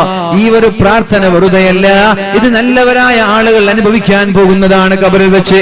വീടിനേക്കാൾ നല്ല വീട്, ഭാര്യയേക്കാൾ നല്ല ഭാര്യ, മക്കളെക്കാൾ നല്ല മക്കൾ, അയൽവാസികളെക്കാൾ നല്ല അയൽവാസികൾ, കുടുംബക്കാരെക്കാൾ നല്ല കുടുംബക്കാർ. ഇത്രയും മനോഹരമായൊരു വീട്ടിലേക്കാണ് നമ്മൾ കടന്നു പോകാനുള്ളത്. അതുകൊണ്ട് അല്ലാ തഖാഫു വലാ തഹ്സനു, ദുഃഖിക്കേണ്ടതില്ല, നിങ്ങൾ പ്രയാസപ്പെടേണ്ടതില്ല, നിങ്ങൾ വിഷമിക്കേണ്ടതില്ല. വഅബ്ശിറൂ ബിൽ ജന്ന, ആ സ്വർഗ്ഗം കണ്ണുകൊണ്ട് കാണിക്കുകയാണ്. ഈ സ്വർഗ്ഗം നിങ്ങൾക്കുള്ളതാണ്, ഈ സ്വർഗ്ഗം നിങ്ങൾക്കുള്ളതാണ്. സ്വർഗ്ഗം കാണുമ്പോൾ തന്നെ മരിക്കാൻ പോകുന്ന ഒരാൾക്ക് എന്തൊരു ആശ്വാസമാകും, ഇവിടേക്കല്ലേ ഞാൻ പോകുന്നത്. അപ്പൊ ഇങ്ങനെ ഒരു ലോകമാണ് ഖബർ. നമ്മൾ എന്തിനാ ഖബർ എന്ന് പറയുമ്പോ ആ ഒരു തീക്കുണ്ടാരമായിട്ട് വിശ്വസിക്കുന്നത്? ഇങ്ങനൊരു ഖബറില്ലേ? ഇങ്ങനൊരു ഖബറില്ലേ? ആ ഒരു ഖബറിടമാക്കി മാറ്റിക്കൂടെ നമ്മുടെ ഖബറിടങ്ങളെ? അതിനുള്ള വഴികളല്ലേ നമ്മുടെ ഈ വഅദുകളൊക്കെ? ഖബറിടങ്ങളെ ഈ പറയുന്ന രീതിയിൽ ടെൻഷനില്ലാതെ, ദുഃഖമില്ലാതെ, വെപ്രാളമില്ലാതെ, വിഷമമില്ലാതെ സന്തോഷത്തോടെ മരിച്ചു പോകാൻ, എപ്പോ മരിച്ചാൽ, ഇന്ന് മരിച്ചാലും നാളെ മരിച്ചാലും മറ്റന്നാൾ മരിച്ചാലും വളരെ സന്തോഷത്തോടെ പുഞ്ചിരിച്ചു കണ്ടു ഖബറിലേക്ക് പോകണമെങ്കിൽ നമ്മുടെ ഖബറിടങ്ങൾ ഈ പറഞ്ഞ രീതിയിലേക്ക് മാറണം. അത് മാറ്റാനുള്ള വഴി അല്ലാഹുവിന്റെ ഹബീബ് പറയുന്നുണ്ട് സല്ലല്ലാഹു അലൈഹി വസല്ലം. 4 കാര്യങ്ങൾ ചെയ്താൽ മതി നിങ്ങളുടെ ഖബറിടത്തെ അദാബിൽ നിന്ന് രക്ഷപ്പെടുത്താമെന്ന്, നിങ്ങളുടെ ഖബറിടത്തെ വിശാലമാക്കാമെന്ന്, നിങ്ങളുടെ വീടിനേക്കാളും വിശാലമായ ഖബറാക്കി തരാം. നിങ്ങളുടെ വീടിനെക്കാളും പ്രകാശമുള്ള വീടാക്കി നിങ്ങളുടെ കബറിടങ്ങളെ ഞാൻ മാറ്റിത്തരാം. നിങ്ങൾ 4 കാര്യം ചെയ്താൽ മതി എന്ന് മുഹമ്മദുർ റസൂലുള്ളാഹ്. എന്തൊക്കെയാണ് സല്ലല്ലാഹു അലൈഹി വസല്ലം, എന്തൊക്കെയാണ് ആ 4 കാര്യങ്ങൾ? അതാണ് ഞാൻ ഓതി വെച്ചത്. ഇന്നല്ലദീന യത്ലൂന കിതാബല്ലാഹ്, അല്ലാഹുവിന്റെ ഖുർആൻ ഓതുന്ന ആളുകൾ, വഅഖാമുസ്സലാത, നിസ്കാരം കൃത്യമായി നിർവഹിക്കുന്ന ആളുകൾ, വഅൻഫഖൂ മിമ്മാ റസഖ്നാഹും സിർറൻ വഅലാനിയ, അല്ലാഹു നൽകിയ സമ്പാദ്യങ്ങളിൽ നിന്ന് രഹസ്യമായും പരസ്യമായും ചെലവഴിക്കുന്ന ആളുകൾ. അപ്പോൾ അല്ലാഹു നൽകിയ സമ്പാദ്യങ്ങളിൽ നിന്ന് രഹസ്യമായിട്ടും പരസ്യമായിട്ടും അല്ലാഹുവിന്റെ ദീനിന് വേണ്ടി ചെലവഴിക്കാൻ നമ്മൾ തയ്യാറായാൽ, യർജൂന തിജാറതൻ ലാ തബൂർ, അവരുടെ കച്ചവടം നഷ്ടമല്ല എന്ന് പറയുന്ന ആയത്ത്, അതിനോട് സമാനമായ ഒരു ഹദീസാണ് നബി സല്ലല്ലാഹു അലൈഹി വസല്ലമ തങ്ങൾ പറയുന്നത്. എന്തൊക്കെയാണ് 4 കാര്യങ്ങൾ? 1, ഖിറാഅത്തുൽ ഖുർആൻ, പരിശുദ്ധമായ ഖുർആൻ ഓതുന്ന ആളുകൾ, പരിശുദ്ധമായ ഖുർആൻ ഓതുന്ന ആളുകൾ, പരിശുദ്ധമായ ഖുർആൻ ഓതുന്ന ആളുകളുടെ ഖബറിടം വിശാലമാക്കപ്പെടുമെന്ന്, ഖബറിടം പ്രകാശിപ്പിക്കപ്പെടുമെന്ന്, ഖിയാമത്ത് നാൾ വരെ ഖബറിൽ ഒരുപാട് ചങ്ങാതിമാരുണ്ടാകുമെന്ന്, ഖബറിടത്തിൽ നരകത്തിന്റെ അദാബ് ഉയർത്തിത്തരുമെന്ന് ശഫീഉനാ റസൂലുള്ളാഹി സല്ലല്ലാഹു അലൈഹി വസല്ലം. 2, ഫമുഹാഫലത്തുസ് സ്വലാത്തി, നിസ്കാരം വളരെ കൃത്യമായി നിസ്കരിക്കണം. തോന്നുമ്പോഴല്ല വളരെ കൃത്യമായി നിസ്കാരം നിർവഹിക്കാൻ നമ്മൾക്ക് കഴിയണം. എങ്ങനെയത്? 10 വയസ്സായ മക്കൾ, ആണുങ്ങളും പെണ്ണുങ്ങളും ആരുമാവട്ടെ, 10 വയസ്സ് മുതൽ, ഇവിടെ എന്റെ ശബ്ദം ശ്രവിക്കുന്ന ഉമ്മമാരോട് ഉപ്പമാരോടൊക്കെ എനിക്ക് പറയാനുള്ളത്, ചെറുപ്പത്തിൽ തന്നെ നമ്മൾ തുടരേണ്ട ഒരു ശീലമാണ്, മക്കൾക്ക് പഠിപ്പിക്കേണ്ട ഒരു ശൈലിയാണ്. സുബഹി ബാങ്കിന്റെ ഒരു അരമണിക്കൂർ മുമ്പെങ്കിലും ഉണർത്താനും നിസ്കരിക്കാനും അവർക്ക് പ്രോത്സാഹനം നൽകുക. ചെറിയ കുട്ടിയല്ല, ഉറങ്ങിക്കോട്ടെ, നോ എക്സ്ക്യൂസ്. ഇസ്ലാമിന്റെ കാര്യത്തിൽ അങ്ങനെ ഒരു അളവ് കൊടുക്കാനേ പാടില്ല. 10 വയസ്സ് മുതൽ തന്നെ തഹജ്ജുദ് നിസ്കരിച്ച് നമ്മുടെ മക്കൾ ശീലിക്കട്ടെ. തഹജ്ജുദ് നിസ്കരിച്ച് നമ്മുടെ മക്കൾ ശീലിക്കണമെങ്കിൽ രാത്രി നേരത്തെ കിടന്നുറങ്ങേണ്ടതുണ്ട്. ഇശാ നിസ്കാരം കഴിഞ്ഞാൽ ഒരു കാരണവശാലും നമ്മുടെ വീടുകളിലുള്ള ടിവികൾ ഓൺ ചെയ്യപ്പെടാൻ പാടില്ല. നമ്മുടെ വീട്ടിലെ ടിവികൾ തുറക്കപ്പെടാൻ പാടില്ല. ഇശാ നിസ്കാരം കഴിഞ്ഞാൽ ഭക്ഷണം കഴിച്ച് വളരെ വേഗത്തിൽ കിടന്നുറങ്ങണം. പിന്നെ മൊബൈൽ ഫോണിൽ കളിച്ചിരിക്കരുത്, പിന്നെ ക്ലബ്ബുകളിൽ പോയിരിക്കരുത്, പിന്നെ ബസ് സ്റ്റാൻഡിൽ പോയിരിക്കരുത്, പള്ളിയുടെ വരാന്തകളിൽ ഇരിക്കരുത്. ഇശാ നിസ്കാരം കഴിഞ്ഞാൽ എല്ലാവരും നേരെ വീട്ടിലേക്ക് കടന്നു വന്ന് ഭക്ഷണം കഴിച്ച് പിന്നെ സംസാരിക്കാൻ പോലും നിൽക്കാതെ നേരെ കിടന്നുറങ്ങിയാൽ ഉറക്കിന്റെ പ്രശ്നമില്ല, ഉറക്ക് തികയാത്ത പ്രശ്നമില്ല. എല്ലാ വീട്ടുകാരും 10 വയസ്സ് മുതലുള്ള ആണുങ്ങളെയും പെണ്ണുങ്ങളെയും കൃത്യമായി തഹജ്ജുദ് നിസ്കാരത്തിന് 10 വയസ്സ് മുതൽ തന്നെ ശീലിപ്പിച്ചാൽ മരണം വരെ ആ തഹജ്ജുദ് ഒഴിവാക്കാൻ അവർക്ക് കഴിയില്ല. മരണം വരെ അവരുടെ ഒരു സുബഹി നിസ്കാരം ജമാഅത്ത് പോലും നഷ്ടപ്പെടൂല. എന്തേ നമ്മൾക്ക് അങ്ങനെ ശീലിപ്പിച്ചുകൂടെ? മരണം വരെ ഒരു സുബഹിയുടെ ഒരു ജമാഅത്ത് പോലും നഷ്ടപ്പെടൂല. 10 വയസ്സ് മുതൽ ഇത് ശീലിപ്പിക്കണം. പക്ഷെ ഉമ്മമാര് ചെറിയ കുട്ടിയല്ലേ, ഉറങ്ങിക്കോട്ടെ, ഉമ്മമാർ കുട്ടി പോട്ടെ. കല്യാണം കഴിഞ്ഞിട്ട് ആദ്യ രാത്രിയിൽ കിടന്നുറങ്ങുന്ന മോളെയും മകനെയും ഒക്കെ ഒന്ന് വിളിച്ചിട്ട് നിസ്കരിപ്പിക്കാൻ പോലും നമ്മുടെ ഉമ്മമാർക്ക് മനസ്സിരുന്നുണ്ടോ? ആദ്യ രാത്രിയല്ലേ, കുട്ടികൾ ഉറങ്ങിക്കോട്ടെ. എന്ത് ഉറക്ക്? എവിടൊക്കെ ഉറങ്ങുന്നത്? അവിടെ ദീനിന്റെ കാര്യത്തിൽ എക്സ്ക്യൂസ് ഇല്ല നിങ്ങളെ. നബി തങ്ങൾ സല്ലല്ലാഹു അലൈഹി വസല്ലം നമ്മൾ പറയും കാരുണ്യവാനാണ്, ജീവിതത്തിൽ ഒരാൾ അടിച്ചിട്ടില്ല, ചീത്ത പറഞ്ഞിട്ടില്ല. ശരി തന്നെയാണ്. പക്ഷെ ദീനിന്റെ വിഷയം വരുമ്പോ അള്ളാഹുവിന്റെ ഹബീബ് കർക്കശമായി തന്നെ പെരുമാറിയിട്ടുണ്ട്. അതെല്ലാവരോടും ദീനുമായി ബന്ധപ്പെട്ട വിഷയം. നബി തങ്ങൾ തമാശ പറയും, കളിക്കും, ചിരിക്കും. പക്ഷെ ബാങ്കിന്റെ വിളി കേട്ടാ പിന്നെ മിണ്ടാട്ടില്ല, പിന്നെ ഗൗരവക്കാരനായി നേരെ പള്ളിയിലേക്ക് പോകും. അലി തങ്ങളുടെ മഹദിയായ ഫാത്തിമ ബീവി റളിയല്ലാഹു അൻഹയുടെ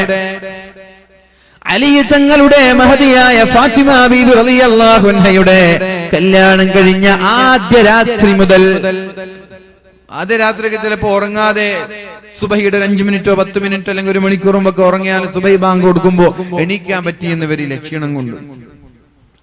അപ്പൊ അതുകൊണ്ട് അത് മുൻകൂട്ടി മനസ്സിലാക്കി പരിശുദ്ധ റസൂലുള്ളാഹി സല്ലല്ലാഹു അലൈഹി വസല്ലം സുബഹിക്ക് പള്ളിയിലേക്ക് പോകുമ്പോൾ വാതിൽ മുട്ടുമായിരുന്നു. അസ്സലാത്തു യാ അഹ്ലൽ ബൈത്ത്, ഓ നബി കുടുംബമേ നിസ്കാരമുണ്ട്, ഓ നബി കുടുംബമേ സുബഹി നിസ്കാരമുണ്ട് എന്ന് പറഞ്ഞ് അള്ളാഹുവിന്റെ ഹബീബ് പള്ളിയിലേക്ക് പോകുമ്പോൾ കല്യാണം കഴിഞ്ഞ് ആ മദൂദ് തീരുന്ന ആദ്യത്തെ 6 മാസം വാതിൽ മുട്ടി അലി തങ്ങളെ ഫാത്തിമ ബീവിയെ നിസ്കരിക്കാൻ വിളിച്ചിരുന്നു എന്ന് ഹദീസുകളിൽ കാണാം. 6 മാസം, അത് ആ ഫസ്റ്റ് ടൈമിൽ നമ്മൾക്ക് ഉണ്ടാകുന്ന മദൂദ് തീരുന്നത് വരെ. ഇന്നതൊരു എക്സ്പീരിയൻസ് ആയില്ലേ? അതുകൊണ്ട് എന്റെ ശബ്ദം ശ്രവിക്കുന്ന സഹോദരിമാരോട്, സഹോദരന്മാരോട് എനിക്ക് പറയാനുള്ളത്, രക്ഷിതാക്കളോട് പറയാനുള്ളത്, 10 വയസ്സ് മുതൽ നമ്മുടെ മക്കളെ തഹജ്ജുദ് നിസ്കരിക്കാൻ നമ്മൾ ശീലിപ്പിക്കണം. എന്നാലോ മരണം വരെ അവരുടെ ഒരു സുബഹി നിസ്കാരത്തിന്റെ ജമാഅത്ത് പോലും നഷ്ടപ്പെടൂല. ടിപ്പു സുൽത്താൻ നമ്മൾക്കറിയാം, എത്രയോ തിരക്കുകളുള്ള വലിയൊരു മഹാനായ വലിയാണ്, വലിയൊരു രാജാവായിരുന്നു. അദ്ദേഹം ജീവിതത്തിൽ ഒരു സുബഹി നിസ്കാരം പോലും ജമാഅത്ത് നഷ്ടപ്പെട്ടിട്ടില്ല എന്ന് പറയുമ്പോ നമ്മൾക്കൊക്കെ എന്ത് തിരക്കാണുള്ളത്? എത്രയോ യുദ്ധങ്ങൾ നടത്തിയ ആളാണ് ടിപ്പു സുൽത്താൻ. നമ്മൾക്ക് എന്ത് തിരക്കാണ്? എന്ത് തിരക്കാ? പഠിക്കുകയാണെങ്കിൽ തന്നെ സുബഹി നിസ്കാരം കഴിഞ്ഞ് ഏറ്റവും ബറക്കത്തുള്ള സമയമുണ്ട്. ആ സമയത്ത് പഠിക്കുമ്പോൾ നമ്മുടെ തലയിൽ കയറും. മനഃപാഠമാക്കാനുള്ള പ്രത്യേകമായ കഴിവ് അല്ലാഹു നൽകിയ സമയമാണത്. എത്ര പഠിച്ചാലും മടുപ്പ് വരാതെ പെട്ടെന്ന് മനസ്സിലാക്കാൻ പറ്റുന്ന വളരെ ബറക്കത്തുള്ള സമയമാണ്. സൂര്യൻ ഉദിക്കുന്നത് വരെയുള്ള സമയം. നേരത്തെ കിടന്നുറങ്ങി നേരത്തെ ഉണരുന്ന ശീലം നമ്മളിൽ ഉണ്ടാക്കി സുബഹി നിസ്കാരം ജമാഅത്തായി നിർവഹിച്ച് ളുഹറും അസ്റും മഗ്രിബും ഇശാവും എല്ലാം വളരെ കൃത്യമായി നിസ്കരിക്കുന്ന ആളുകളാണെങ്കിൽ അവരുടെ ഖബറിടങ്ങൾ അല്ലാഹു തആല വിശാലമാക്കി തരുമെന്ന്, അവരുടെ ഖബറിടങ്ങളെ അല്ലാഹു തആല പ്രകാശിപ്പിച്ചു തരുമെന്ന്, അവരുടെ ഖബറിടങ്ങളിൽ ശിക്ഷകൾ ഉണ്ടാവൂല എന്ന്, അവരുടെ ഖബറിടങ്ങളിൽ ഖിയാമത്ത് നാൾ വരെ സന്തോഷിപ്പിക്കുന്ന ചങ്ങാതിമാരുണ്ടാകുമെന്ന് ശഫീഉനാ റസൂലുള്ളാഹി അല്ലാഹു തൗഫീഖ് ചെയ്യട്ടെ. മൂന്നാമതായി പറഞ്ഞത് സ്വതക്കയാണ്. സ്വതക്കയാണ് മൂന്നാമതായി പറഞ്ഞത്. സ്വതക്ക നൽകുന്ന ആളുകൾ, ദാനധർമ്മം ചെയ്യുന്ന ആളുകൾ, അല്ലാഹുവിന്റെ മാർഗത്തിൽ പിശുക്കില്ലാതെ ചെലവഴിക്കുന്ന ആളുകൾ, അവർക്ക് അല്ലാഹു ദുനിയാവിലും ആഖിറത്തിലും വലിയ നേട്ടങ്ങളാണ് നൽകാൻ പോകുന്നത്. ദുനിയാവിൽ അല്ലാഹു അവർക്ക് പകരം നൽകുമെന്ന് മാത്രമല്ല, കൊടുത്തതിനേക്കാളും കൂടുതൽ നൽകുമെന്നാണ് ശഫീഉനാ റസൂലുള്ളാഹി സ്വല്ലല്ലാഹു അലൈഹി വസല്ലമ തങ്ങൾ പഠിപ്പിച്ചത്. ഒന്ന് കൊടുക്കുമ്പോൾ അല്ലാഹു 10 എണ്ണമാണ് തരുന്നത്. ഒരുപക്ഷെ അത് തന്നെ 100ഉം 1000ങ്ങളും ആവാം. إلا زاده وما فتح رجل باب عطية يريد بها صلة إلا زاده الله. ഒരാൾ നന്മയ്ക്ക് വേണ്ടി, കുടുംബബന്ധം ചേർക്കാൻ വേണ്ടി, ദീനിയായ കാര്യങ്ങൾക്ക് വേണ്ടി സ്വതക്ക നൽകുകയാണെങ്കിൽ അയാളുടെ സമ്പാദ്യങ്ങളിൽ അല്ലാഹു ബർക്കത്ത് ചെയ്യുമെന്ന് മുഹമ്മദുർ റസൂലുള്ളാഹി സ്വല്ലല്ലാഹു അലൈഹി വസല്ലം. മാ നഖസ മാലും മിൻ സദഖ, സ്വതക്ക നൽകുന്നവന്റെ സമ്പാദ്യങ്ങളിൽ നിന്ന് ഒരു നാണയത്തു പോലും കുറയൂല എന്ന് മുഹമ്മദുർ റസൂലുള്ളാഹി. ഇന്ന സദഖത തദ്ഫഉ അൻ മൈതത്തിസ്സൂ, സദഖ നൽകുന്ന ആളുകൾക്ക് ഈമാൻ സലാമത്തായി മരിക്കാമെന്ന് പരിശുദ്ധ റസൂലുള്ളാഹി സല്ലല്ലാഹു അലൈഹി വസല്ലം. അതേ ഹബീബ് തന്നെയാണ് പറയുന്നത്. അല്ലാഹുവിന്റെ മാർഗങ്ങളിലേക്ക്, ദീനിയായ കാര്യങ്ങളിലേക്ക് അകമഴിഞ്ഞ് സഹായിക്കുന്ന ആളുകൾ അവരുടെ ഖബറിടങ്ങളെ അല്ലാഹു പ്രകാശിപ്പിക്കുമെന്ന്, അവരുടെ ഖബറിടങ്ങളെ അല്ലാഹു വിശാലമാക്കുമെന്ന്, അവരുടെ ഖബറിടങ്ങളിൽ നരകത്തിന്റെ അദാബ് ഉണ്ടാവൂല എന്ന്. ഭാര്യയെക്കാളും നല്ല ഭാര്യ, ഭർത്താവിനേക്കാളും നല്ല ഭർത്താവ്, മക്കളെക്കാളും നല്ല മക്കളെ, അയൽവാസിയെക്കാളും നല്ല അയൽവാസി, കുടുംബങ്ങളെക്കാളും നല്ല കുടുംബം, വീടിനേക്കാളും നല്ല വീട്, ഇതെല്ലാം അല്ലാഹു ഒരുക്കി തരുന്നത് ഇത്തരം ആളുകൾക്കാണ്. അപ്പോൾ ഇനി മുതൽ നമ്മൾ ചങ്ങാതിമാരെ കൂട്ടേണ്ടത് ഖബർ വരെ വന്ന് തിരിച്ചു പോകുന്ന ചങ്ങാതിമാരെയല്ല, ഖബർ വരെ വന്ന് തിരിച്ചു പോകുന്ന സ്നേഹിതന്മാരെയല്ല, മരിച്ചാൽ നമ്മുടെ ഖബറിടത്തിലേക്ക് നമ്മുടെ കൂടെ വരുന്ന ഇത്തരം ചങ്ങാതിമാരെയാണ്. അല്ലാഹു തൗഫീഖ് ചെയ്യട്ടെ, അല്ലാഹു തൗഫീഖ് ചെയ്യട്ടെ. ഈ സൽപ്രവർത്തനങ്ങളെ, സാലിഹായ അമാലുകളെ, അല്ലാഹു പറഞ്ഞതുപോലെയുള്ള ജീവിക്കാൻ പറ്റുന്ന സൽപ്രവർത്തനങ്ങളെ നമ്മുടെ ചങ്ങാതിമാരാക്കി നമ്മൾക്ക് കൂടെ നിർത്താൻ സാധിച്ചാൽ മരണത്തെ പേടിക്കുന്നതിന് പകരം പുഞ്ചിരിയോടെ, സന്തോഷത്തോടെ ഖബറിലേക്ക് കടന്നു പോകാൻ നമ്മൾക്ക് സാധിക്കും. അല്ലാഹു തൗഫീഖ് ചെയ്യട്ടെ. മഹാനായ ഉമർ ഇബ്നുൽ ഖത്താബ് റളിയല്ലാഹു അൻഹു പരിശുദ്ധമായ റമദാൻ മാസം മദീന പള്ളിയിൽ മനോഹരമായ വിളക്കുകൾ വെച്ചപ്പോഴാണ് അലി തങ്ങൾ ആ പള്ളിയിലേക്ക് കയറി വരുന്നത്. നവ്വറല്ലാഹു ഖബ്റക യാ ഉമർ കമാ നവ്വർത മസാജിദ. ഉമറേ അല്ലാഹുവിന്റെ പള്ളിയെ നീ അലങ്കരിച്ചതുപോലെ, അല്ലാഹുവിന്റെ പള്ളിയെ നീ പ്രകാശിപ്പിച്ചതുപോലെ അല്ലാഹു നാളെ നിന്റെ ഖബറിടങ്ങളെ പ്രകാശിപ്പിക്കട്ടെ എന്ന് മഹാനായ അലി ഇബ്നു അബീ ത്വാലിബ് റളിയല്ലാഹു അൻഹു ദുആ ചെയ്യുമ്പോ, പള്ളിയുടെ കരണ്ടിന്റെ ചെലവേറ്റെടുക്കുന്ന ആളുകൾ, ദീനിയായ കാര്യങ്ങൾക്ക് വെളിച്ചം നൽകുന്ന അതിന്റെ ചെലവ് ഞാൻ ഏറ്റെടുത്തോളാം എന്ന് പറയുന്ന ആളുകൾ, ഏതെങ്കിലും വീടുകളിൽ വെളിച്ചമില്ലെങ്കിൽ അതിനുള്ള വഴികൾ ഞാൻ ഏറ്റെടുക്കാമെന്ന് മദ്രസകളിലേക്ക്, പള്ളികളിലേക്ക്, ദീനിയായ സ്ഥാപനങ്ങളിലേക്ക് അവരുടെ ഇരുട്ടിൽ നിന്ന് വെളിച്ചം നൽകാൻ വേണ്ടി സാമ്പത്തികമായി സഹായം ചെയ്യുന്ന ആളുകൾ ഇൻഷാ അല്ലാഹ് അവരുടെ ഖബറിടങ്ങൾ നാളെ പ്രകാശിപ്പിക്കപ്പെടുമെന്നാണ് ഈ അലി തങ്ങളുടെ പ്രാർത്ഥനയിൽ നിന്ന് നമ്മൾക്ക് മനസ്സിലാക്കാൻ സാധിക്കുന്നത്. അല്ലാഹു നമ്മുടെ ഖബറിടങ്ങളെ പ്രകാശിപ്പിച്ചു തരട്ടെ. അല്ലാഹു നമ്മുടെ ഖബറിടങ്ങളെ വെളിച്ചമാക്കട്ടെ. അല്ലാഹു നമ്മുടെ ഖബറിടങ്ങളെ വിശാലമാക്കട്ടെ. അല്ലാഹു ഖബറിടങ്ങൾ ഖിയാമത്ത് നാൾ വരെ അദാബില്ലാതെ സന്തോഷത്തോടെ ചെലവഴിക്കാൻ നമ്മൾക്ക് തൗഫീഖ് നൽകട്ടെ. ഒന്നാമത്തെ കാര്യം, മഹാനായ ഹാതിമുൽ അസ്സം റളിയല്ലാഹു അൻഹു തന്റെ ഉസ്താദായ ഷഖീഖുൽ ബൽഖിയിൽ നിന്ന് പഠിച്ച 8 കാര്യങ്ങളിൽ നിന്ന് ഒരു കാര്യമാണ് നമ്മൾ ഇവിടെ ചർച്ച ചെയ്തത്. സമയം 10:20 ഇനി ആകെ ഒരു 11 മണി വരെ, അപ്പൊ കുറച്ച് സമയമുള്ളൂ. ഇനി കുറച്ച് സമയം ഇരിക്കില്ല. മഹാനായ ഹാതിമുൽ അസ്സം റളിയല്ലാഹു അൻഹു തന്റെ ഉസ്താദായ ഷഖീഖുൽ ബൽഖിയോട് പറഞ്ഞത്, ഞാൻ 8 കാര്യങ്ങളാണ് നിങ്ങളുടെ 30 വർഷത്തെ കാലയളവിൽ പഠിച്ചത്. ഏതൊക്കെയാണെന്ന് ചോദിച്ചപ്പോഴാണ് ഒന്നാമത്തേത് പറഞ്ഞത്, ലോകത്തുള്ള എല്ലാ ജനങ്ങൾക്കും ചങ്ങാതിമാരും സ്നേഹിതന്മാരും ഉണ്ട് എന്ന് എനിക്ക് മനസ്സിലാക്കാൻ സാധിച്ചു. ആ സ്നേഹിതന്മാരെയെല്ലാം ഞാൻ വേർതിരിച്ച് പരീക്ഷിക്കുകയുണ്ടായി, നിരീക്ഷിക്കുകയുണ്ടായി. ആ ചങ്ങാതിമാരെല്ലാം കബറിടം വരെ പോകുന്നവരാണ്, കബറിടത്തിലേക്ക് എത്തി നേരെ തിരിച്ചു വരുന്നവരാണ്. പക്ഷേ എനിക്ക് വേണ്ടത് എന്റെ കബറിടത്തിൽ എന്റെ കൂടെ നിൽക്കുന്ന ചങ്ങാതിമാരാണ്. ആ ചങ്ങാതിമാര് സ്വാലിഹായ അമലാണെന്ന് എനിക്ക് മനസ്സിലായി. അതുകൊണ്ട് ഞാൻ എന്റെ ചങ്ങാതിമാരാക്കിയത് സ്വാലിഹായ അമലുകളെയാണ്. അതുകൊണ്ട് എനിക്ക് പേടിക്കാനില്ല എന്ന് മഹാനായ ഹാതിമുൽ അസ്സം റളിയല്ലാഹു അൻഹു. രണ്ടാമതായി പറഞ്ഞത്, ഇന്നി റഅയ്തുൽ ഖൽഖ യഖ്തദൂന അഹ്വാഅഹും. ഞാൻ ജനങ്ങളെ ശ്രദ്ധിച്ചപ്പോ, ഞാൻ മനുഷ്യന്മാരെ ശ്രദ്ധിച്ചപ്പോ അവരെ എനിക്ക് മനസ്സിലാക്കാൻ സാധിച്ചത്, അവരിൽ ഭൂരിഭാഗം ആളുകളും യഖ്തദൂന അഹ്വാഅഹും, സ്വന്തം ഇച്ഛകൾക്ക് പ്രാമുഖ്യം നൽകുന്ന ആളുകളാണ്. മനസ്സെന്താണോ പറയുന്നത് അതുപോലെ ചെയ്യുന്നവരാണ്. സ്വന്തം ശരീരത്തിനെതിരെ യുദ്ധം പ്രഖ്യാപിക്കാത്ത ആളുകളാണ്. അല്ലാഹുവിന്റെ ഹബീബായ മുഹമ്മദുർ റസൂലുള്ളാഹി സല്ലല്ലാഹു അലൈഹി വസല്ലമ തങ്ങൾ വലിയൊരു യുദ്ധം കഴിഞ്ഞ് തിരിച്ചു വരുമ്പോഴല്ലേ സഹാബാക്കളോട് ചോദിച്ചത്, ഇതൊന്നും യുദ്ധമല്ല, ഇതിനേക്കാളും വലിയൊരു യുദ്ധം വരാനുണ്ട്, ഇതിനേക്കാളും വലിയ ഭയാനകമായ യുദ്ധം വരാനുണ്ട്. സഹാബാക്കൾ പേടിച്ചുപോയി, യാ റസൂലല്ലാഹ്, ഇത്രയും ശക്തമായ ചൂടുകൊണ്ട്, അസഹനീയമായ തീക്ഷ്ണമായ ചൂട് സഹിച്ചുകൊണ്ട് യുദ്ധം ചെയ്ത് ഇതിനേക്കാളും വലിയൊരു യുദ്ധം ഇനി വരാനുണ്ടെന്നാണോ നിങ്ങൾ പറയുന്നത്?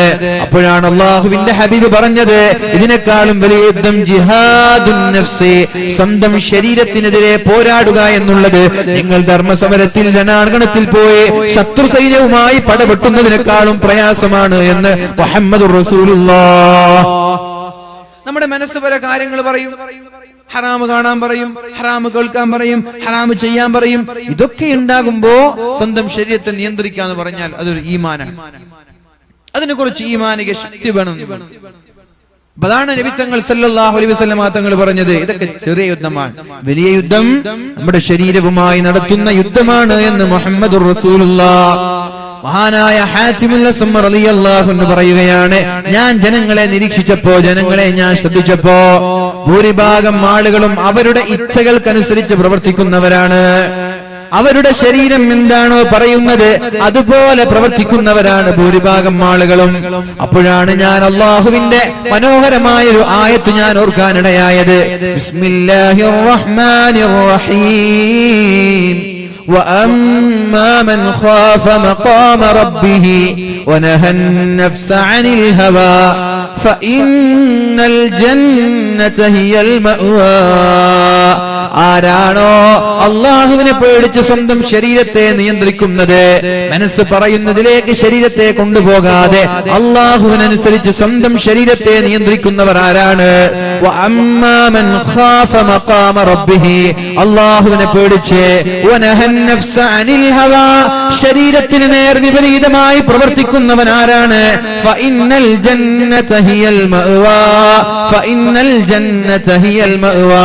തീർച്ചയായിട്ടും അവന് മാത്രമാണ് അല്ലാഹു തആല നാളെ സ്വർഗീയ ലോകം ഒരുക്കി വെച്ചിട്ടുള്ളൂ എന്ന പരിശുദ്ധമായ ഖുർആനിനെ കുറിച്ച് ഞാൻ ആലോചിക്കാൻ തുടങ്ങി. എല്ലാവരും മനസ്സ് പറയുന്നത് കേൾക്കുന്നവരാണ്. സിനിമ കാണണമെന്ന് തോന്നുമ്പോ അതങ്ങോട്ട് പോയിട്ട് കാണാൻ, ഗാനമേള, ഫ്ലഡ് ലൈറ്റ്, എന്തൊക്കെയാണോ മനസ്സ് പറയുന്നത് അതുപോലെ കേൾക്കുന്നവരാണ് ഭൂരിഭാഗം ആളുകൾ. പക്ഷെ റബ്ബ് പറഞ്ഞത് അങ്ങനെയല്ല, ഖുർആൻ പറഞ്ഞത് അങ്ങനെയല്ല. ഖുർആൻ പറഞ്ഞത് ശരീരത്തിനെതിരെ പ്രവർത്തിച്ച് അള്ളാഹുവിന് അനുകൂലമായി പ്രവർത്തിക്കുന്ന ആളുകൾ, അവർക്കാണ് അള്ളാഹു സ്വർഗം ഒരുക്കി വെച്ചിട്ടുള്ളത്. എനിക്ക് മനസ്സിലായി പരിശുദ്ധമായ ഖുർആൻ പറയുന്നത് സത്യമാണ് എന്ന്. ഖുർആൻ പറയുന്നത് സത്യമാണ് എന്ന് എനിക്ക് മനസ്സിലായി. അതുകൊണ്ട് ഞാൻ അന്നു മുതൽ എന്റെ ശരീരത്തെ അള്ളാഹുവിന് വേണ്ടിയല്ലാതെ കീഴ്പ്പെടുത്താറില്ല. എന്റെ ശരീരത്തെ നന്മ ചെയ്യാനല്ലാതെ ഞാൻ ഉപയോഗിക്കാറില്ല. തെറ്റിലേക്ക് ശ്രമിച്ചാൽ ഞാൻ എന്റെ ശരീരത്തെ നിയന്ത്രിച്ച് തെറ്റിൽ നിന്ന് ഞാൻ മാറി നിൽക്കാറുണ്ട് എന്ന് മഹാനായ ഹാത്തിമുൽ അസ്സം റളിയല്ലാഹു അൻഹു 30 വർഷക്കാലം തന്റെ ഉസ്താദിന്റെ വീട്ടിൽ ജോലി ചെയ്തിട്ട്, ഉസ്താദിന്റെ വീട്ടിൽ പഠിക്കാൻ ചെന്നിട്ട് ഉസ്താദിന്റെ പെൺമക്കളെ തന്റെ കണ്ണുകൊണ്ട് കണ്ടിട്ടില്ല മഹാനായ ഹാത്തിമുൽ അസ്സം റളിയല്ലാഹു അൻഹു. വീട്ടിലേക്ക് പഠിക്കാൻ പോയി, ഭക്ഷണം കഴിക്കും. ഭക്ഷണം കഴിച്ചിട്ട് ഒരുപക്ഷെ കൈ കഴുകുമ്പോൾ വെള്ളമൊഴിച്ചു കൊടുക്കുന്നത് ഉസ്താദിന്റെ മക്കളായ പെൺമക്കളായിരിക്കാം. ഇദ്ദേഹം ആ പെൺമക്കളെ പോലും പെണ്ണാണ് എന്ന് തിരിച്ചറിഞ്ഞിട്ടില്ല. ഒരു ദിവസം മഹാനായ ഹാത്തിമുൽ അസ്സം റളിയല്ലാഹു അൻഹുവിന്റെ കൂടെ അല്പം ചില ശിഷ്യന്മാരെയും കൂട്ടി ഷക്കീഖുൽ ബൽഖിയുടെ വീട്ടിലേക്ക് പോവുകയാണ്. ഹാത്തിമുൽ അസ്സം തങ്ങൾ അല്പം ചില ശിഷ്യന്മാരെയും കൂട്ടി ഉസ്താദിന്റെ ഷക്കീഖുൽ ബൽഖിയുടെ വീട്ടിലേക്ക് ചെല്ലുകയാണ്. ക്ലാസ് കഴിഞ്ഞു, പഠനം കഴിഞ്ഞു, ഭക്ഷണം കഴിച്ചിട്ട് കൈകളിലേക്ക് വെള്ളമൊഴിച്ചു കൊടുത്തത് ഷക്കീഖുൽ ബൽഖി എന്ന് പറയുന്ന ഉസ്താദിന്റെ പെൺമക്കളാണ്. ക്ലാസ് കഴിഞ്ഞ് തിരിച്ചു വരുമ്പോൾ ഹാത്തിമുൽ അസ്സം തങ്ങളുടെ ശിഷ്യന്മാര് പറയാൻ തുടങ്ങി, ഉസ്താദേ, നിങ്ങൾ ചെയ്തത് ശരിയായില്ലല്ലോ, ഞങ്ങൾക്കത് ഇഷ്ടപ്പെട്ടില്ല. എന്താണ് നിങ്ങൾക്ക് ഇഷ്ടപ്പെടാത്തത്? അപ്പോഴാണ് മഹാനായ ഹാത്തിമുൽ അസ്സം തങ്ങളോട് ശിഷ്യന്മാര് പറഞ്ഞത്, നിങ്ങൾ ഭക്ഷണം കഴിച്ചു കഴിഞ്ഞപ്പോ നിങ്ങളുടെ കൈകളിലേക്ക് വെള്ളം ഒഴിച്ചു തന്നത് ആ വീട്ടിലെ പെൺകുട്ടികളല്ലേ, ഞങ്ങൾക്ക് ഇഷ്ടായില്ല. അപ്പോഴാണ് മഹാനായ ഹാത്തിമുൽ അസ്സം തങ്ങൾ ചോദിച്ചത്, പെൺകുട്ടികളായിരുന്നോ? ഞാൻ ഇതുവരെ അറിഞ്ഞിട്ടില്ല. അത് പെണ്ണാണോ അത് ആണാണോ എന്ന് ഞാൻ അറിഞ്ഞിട്ടില്ല. എന്തേ അറിയാത്തത്? ആ വീട്ടിൽ അന്ധനെ പോലെയാണ് ഹാത്തിമുൽ അസ്സം തങ്ങൾ അഭിനയിച്ചത്. കണ്ണ് കാണാത്ത പൊട്ടനെ പോലെയാണ്, കണ്ണ് പൊട്ടനെ പോലെയാണ് അനുഭവിച്ചത്. എന്നിട്ട് ഷക്കീഖുൽ ബൽഖിയുടെ പെൺമക്കൾ വിചാരിച്ചത് ഹാത്തിമുൽ അസ്സം അന്ധനാണ് എന്നാണ്. ഒരു ദിവസം ഹാത്തിമുൽ അസ്സം ഉസ്താദായ ഷക്കീഖുൽ ബൽഖിയുടെ വീട് മുട്ടിയപ്പോ ഉസ്താദ് ചോദിച്ചു, മക്കളോട് ആരാണ് വന്നത് എന്ന്. അപ്പോൾ മക്കൾ തന്റെ പിതാവായ ഷക്കീഖുൽ ബൽഖിയോട് പറഞ്ഞത്, സാഹിബുക്കൽ അഅമാ, ഉപ്പാ, നിങ്ങളുടെ അന്ധനായ ശിഷ്യനുണ്ടല്ലോ, കണ്ണ് പൊട്ടനായ ശിഷ്യനുണ്ടല്ലോ, അയാളാണ് വാതിൽ മുട്ടുന്നത് എന്നാണ് ആ പെൺമക്കൾ ഉപ്പയോട് പറഞ്ഞു കൊടുത്തത്. അപ്പൊ പെൺമക്കൾ വിചാരിച്ചത് ഇയാൾ അന്ധനാണ്, കണ്ണിന് കാഴ്ചയില്ല. 30 വർഷക്കാലം കണ്ണ് പൊട്ടനെ പോലെ കണ്ണ് താഴ്ത്തി തല താഴ്ത്തി ആ വീട്ടിലേക്ക് പ്രവേശിച്ചു.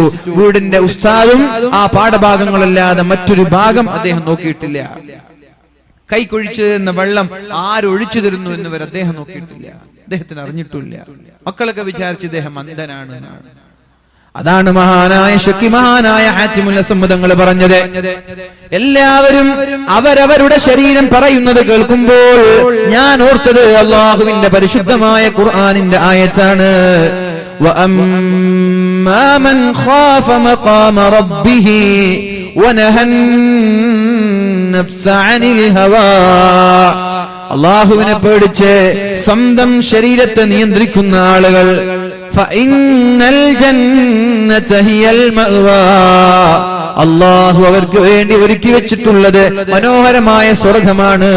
ഈ ആയത്ത് കണ്ടതിന് ശേഷം, ഈ ആയത്തിനെ കുറിച്ച് ആലോചിച്ചതിന് ശേഷം ഞാൻ എന്റെ ശരീരത്തെ നിയന്ത്രിക്കാൻ തുടങ്ങി എന്ന് മഹാനായ ഹാത്തിമുൽ അസ്സം റളിയല്ലാഹു അൻഹു പരിശുദ്ധ റസൂലുള്ളാഹി സല്ലല്ലാഹു അലൈഹി വസല്ലമ തങ്ങൾ പറഞ്ഞത് എന്താ?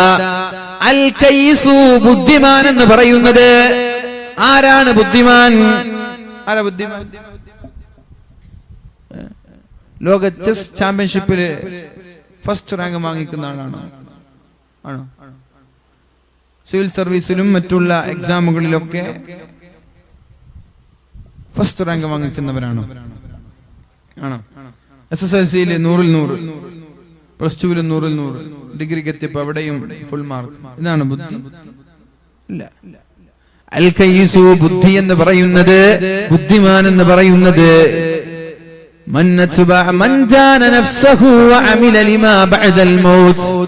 സ്വന്തം ശരീരത്തെ നിയന്ത്രിക്കാൻ കഴിയുന്നവനാണ് ബുദ്ധിമാൻ.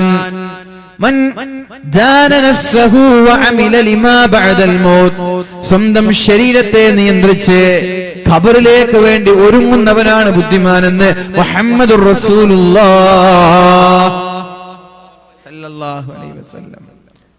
സ്വയം ശരീരത്തെ നിയന്ത്രിച്ച് ഖബറിടത്തിലേക്ക് ഒരുങ്ങുന്നവനാണ് ബുദ്ധിമാൻ. അല്ലാത്തവരൊക്കെ വിഡ്ഢികളാണ്. ദുനിയാവിൽ ഒരുപാട് സമ്പാദ്യങ്ങൾ മാത്രം, ആഖിറത്തെ കുറിച്ച് അയാൾക്ക് ചിന്തയില്ല. ومن الناس من يقول ربنا آتنا في الدنيا حسنة وما له في الآخرة من خلاق. ജനങ്ങളിൽ ചില ആളുകളുണ്ട്, അവർ പ്രാർത്ഥിക്കുന്നത് അല്ലാഹുവേ എനിക്ക് ദുനിയാവ് താ എന്നാണ്. രോഗത്തിന്റെ ശമനം വേണം, അല്ലാഹുവേ കടങ്ങൾ കൊടുത്തു വീട്ടാൻ തൗഫീഖ് താ അല്ലാഹ്. അല്ലാഹുവേ എനിക്ക് മനോഹരമായ വീടെടുക്കാൻ തൗഫീഖ് താ റബ്ബേ. എനിക്ക് നല്ലൊരു വണ്ടി വാങ്ങാനുള്ള കഴിവ് താ അല്ലാഹ്. എന്റെ പരീക്ഷകളിലൊക്കെ നീ വിജയം താ അല്ലാഹ്. ദുനിയാവിന് വേണ്ടി മാത്രം ദുആ ചെയ്യുന്ന ആളുകൾ ജനങ്ങളിലുണ്ട്. നമ്മളൊക്കെ അങ്ങനെയാണോ? ദുനിയാവിന് വേണ്ടി മാത്രം ദുആ ചെയ്യുന്നവരാണോ? കുഴപ്പമില്ല, ദുനിയാവ് കിട്ടും. وما له في الآخرة من خلاق. അവർക്ക് ആഖിറത്തിൽ ഒരു റോളുമില്ല. അവർക്ക് ആഖിറത്തിൽ അല്ലാഹുവിന്റെ ഒരു ഓഹരി പോലും ലഭിക്കൂല എന്ന് മാത്രമല്ല, ആഖിറത്തിലെ പരാജിതരാണവരെ. ഈ ചെറിയ കാലയളവിൽ ഒരു 60 വർഷത്തിന്റെയോ 50 വർഷത്തിന്റെയോ 30-40 വർഷത്തിന്റെയോ കാലയളവിൽ ദുനിയാവിന്റെ സുഖങ്ങളെല്ലാം അല്ലാഹുവിനോട് ചോദിക്കുമ്പോ ആഖിറത്തെ കുറിച്ച് ചോദിക്കാൻ മറന്നുപോയ ആളുകൾ ഒരുപക്ഷേ ദുനിയാവിൽ ഒരു വിജയികളാകാം. അവരുടെ ആഖിറത്തിന്റെ കാര്യം കഷ്ടമാണ്, പ്രയാസമാണ്. എന്നാൽ ജനങ്ങളിൽ ചില ആളുകൾ وَمِنَ النَّاسِ مَن يَقُولُ رَبَّنَا آتِنَا فِي الدُّنْيَا حَسَنَةً وَفِي الْآخِرَةِ حَسَنَةً وَقِنَا عَذَابَ النَّارِ. ബുദ്ധിമാന്മാർ ഒരിക്കലും ദുനിയാവ് മാത്രം ചോദിക്കുന്നവരല്ല. അല്ലാഹുവേ എന്റെ ദുനിയാവ് നീ വിജയത്തിലാക്കണേ അല്ലാഹ്, എന്റെ ആഖിറവും നീ വിജയത്തിലാക്കണേ അല്ലാഹ്, എന്നെ ഖബറിന്റെ അദാബിൽ നിന്ന്, നരകത്തിന്റെ അദാബിൽ നിന്ന് കാക്കണേ എന്ന് ദുആ ചെയ്യുന്നവരാണ് ബുദ്ധിമാന്മാർ. അവർക്ക് ദുനിയാവിലും വിജയമുണ്ട്, ആഖിറത്തിലും വിജയമുണ്ട് എന്നാണ് പരിശുദ്ധ ഖുർആൻ പറയുന്നത്. അതുകൊണ്ട് ബുദ്ധിമാൻ എന്ന് പറയുന്നത് മൻ ദാന നഫ്സഹു വഅമില ലിമാ ബഅദൽ മൗത്ത്. സ്വന്തം ശരീരത്തെ നിയന്ത്രിച്ച് മരണശേഷമുള്ള ലോകത്തേക്ക് വേണ്ടി ഒരുങ്ങുന്നവരാണ് ബുദ്ധിമാൻ. അതുകൊണ്ട് എന്റെ പ്രിയമുള്ള മുഅ്മിനീങ്ങളോട്, ചെറുപ്പക്കാരോട്, ചെറുപ്പക്കാരികളോട് എനിക്ക് പറയാനുള്ളത്, സ്വന്തം ശരീരത്തെ നിയന്ത്രിക്കുന്നവർക്കാണ് അല്ലാഹു നാളെ സ്വർഗീയ ലോകം ഒരുക്കി വെച്ചിട്ടുള്ളത്. ശരീരം പറയുന്നതിനനുസരിച്ച് ജീവിക്കുന്ന ആളുകൾ വിഡ്ഢികളാണ് എന്ന് മാത്രമല്ല, അവരുടെ ആഖിറത്തിലെ കാര്യം കഷ്ടമാണ്. അല്ലാഹു നമ്മെ കാക്കട്ടെ, അല്ലാഹു നമ്മെ സംരക്ഷിക്കുമാറാവട്ടെ. മൂന്നാമത്തെ കാര്യം, മഹാനായ ഹാത്തിമുൽ അസ്സം തങ്ങൾ പറയുന്ന മൂന്നാമത്തെ കാര്യം, ഇന്നി റഅയ്തു കുല്ല വാഹിദിൻ മിനൻ നാസ്. ജനങ്ങളിൽപ്പെട്ട ഒരുപാട് ആളുകൾ യസാ ഫീ ജംഇ ഹുതാമിദ് ദുനിയാ, ദുനിയാവ് ഒരുമിച്ച് കൂട്ടാൻ വേണ്ടി ഓടിച്ചാടി നടക്കുന്നത് കാണാനിടയായി. 8 കാര്യങ്ങളാണ് ഇതിൽ നിന്ന് മൂന്നാമത്തേത്. ഇനി 5 ഉള്ളൂ. മഹാനായ ഹാത്തിമുൽ അസ്സം തങ്ങൾ പറയാണ്, ഇന്നി റഅയ്തു കുല്ല വാഹിദിൻ മിനൻ നാസ്. ജനങ്ങളിൽപ്പെട്ട ഒരുപാട് ആളുകൾ എനിക്ക് കാണാനിടയായി. എന്താണ് അവർ ചെയ്യുന്നത്? ദുനിയാവിന്റെ ആഡംബരങ്ങൾ ഒരുമിച്ച് കൂട്ടാൻ പരിശ്രമിക്കുന്നത് എനിക്ക് കാണാനിടയായി.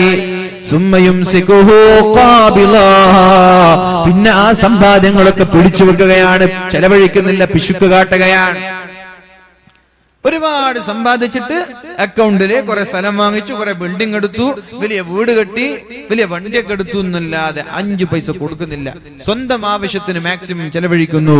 ദീനിയായ കാര്യങ്ങളിലേക്ക് 5 പൈസ ചെലവഴിക്കാതെ പിടിച്ചു വെക്കുന്ന ആളുകൾ എനിക്ക് കാണാനിടയായി. അങ്ങനില്ലേ?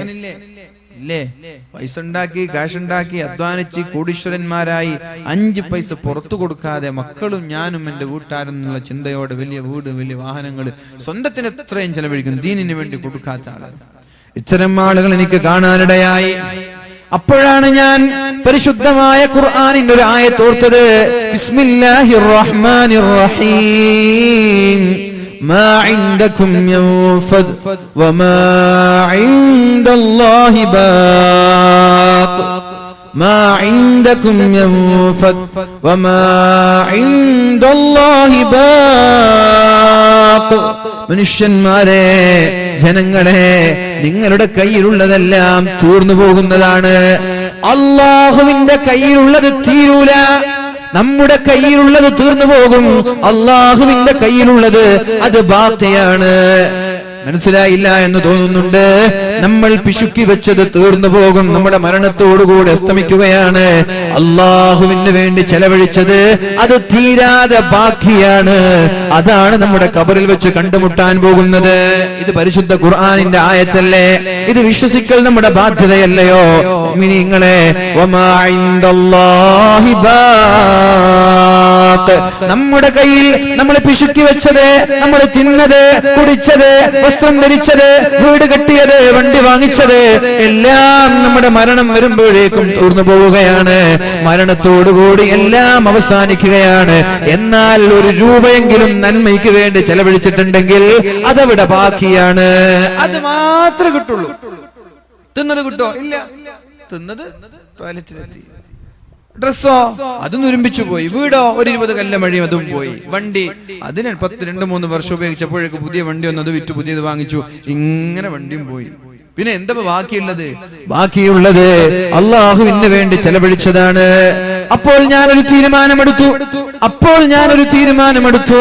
എനിക്ക് എന്റെ സമ്പത്ത് തീർന്നു പോകാൻ പാടില്ല. എന്റെ സമ്പത്ത് ബാക്കി വേണം.